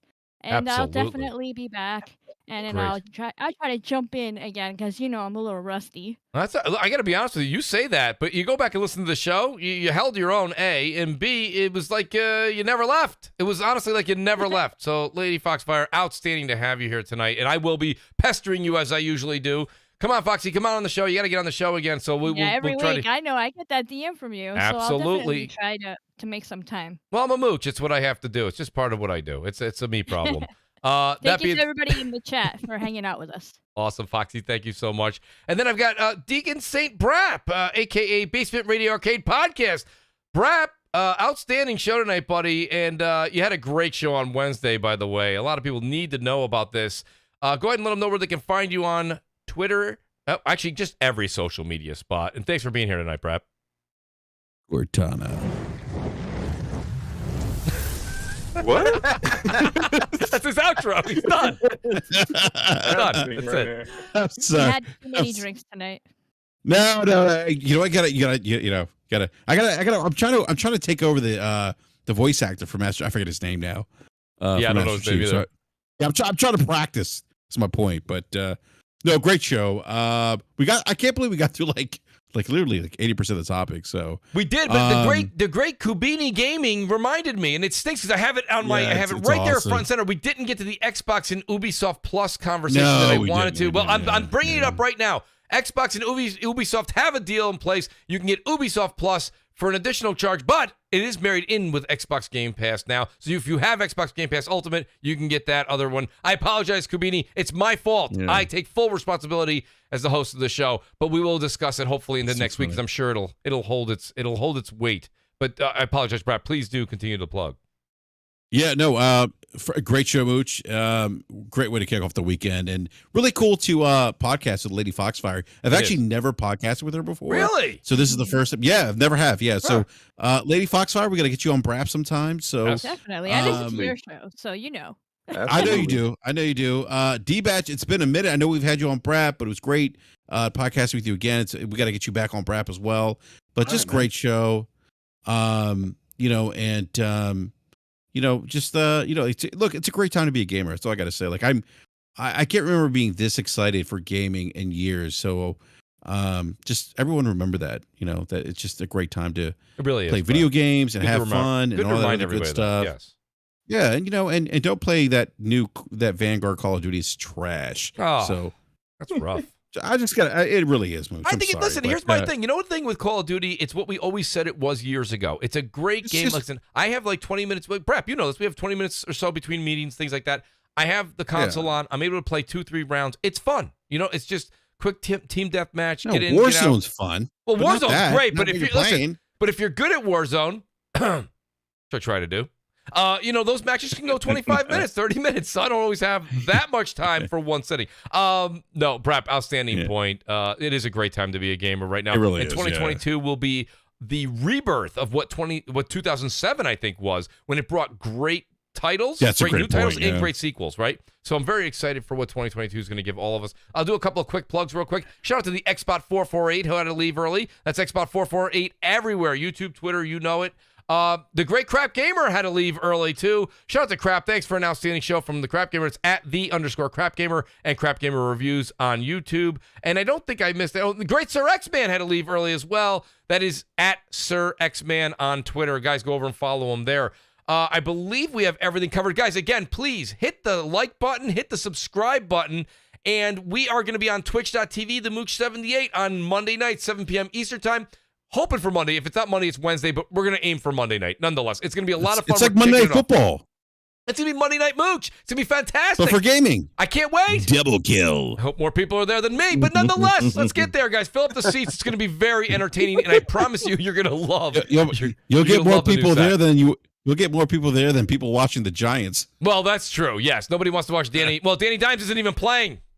I say fire Joe Judge. Nonetheless, okay, that's a whole nother show. Guys, he's see coming you guys back on Monday, 7 p.m. Eastern on twitch.tv, and then we'll see you next Friday, 7 p.m. Eastern time, right here. Again, the Mooch78 on both. Peace out. Enjoy your weekend and game on. We'll catch you guys later. Peace. Peace. Peace.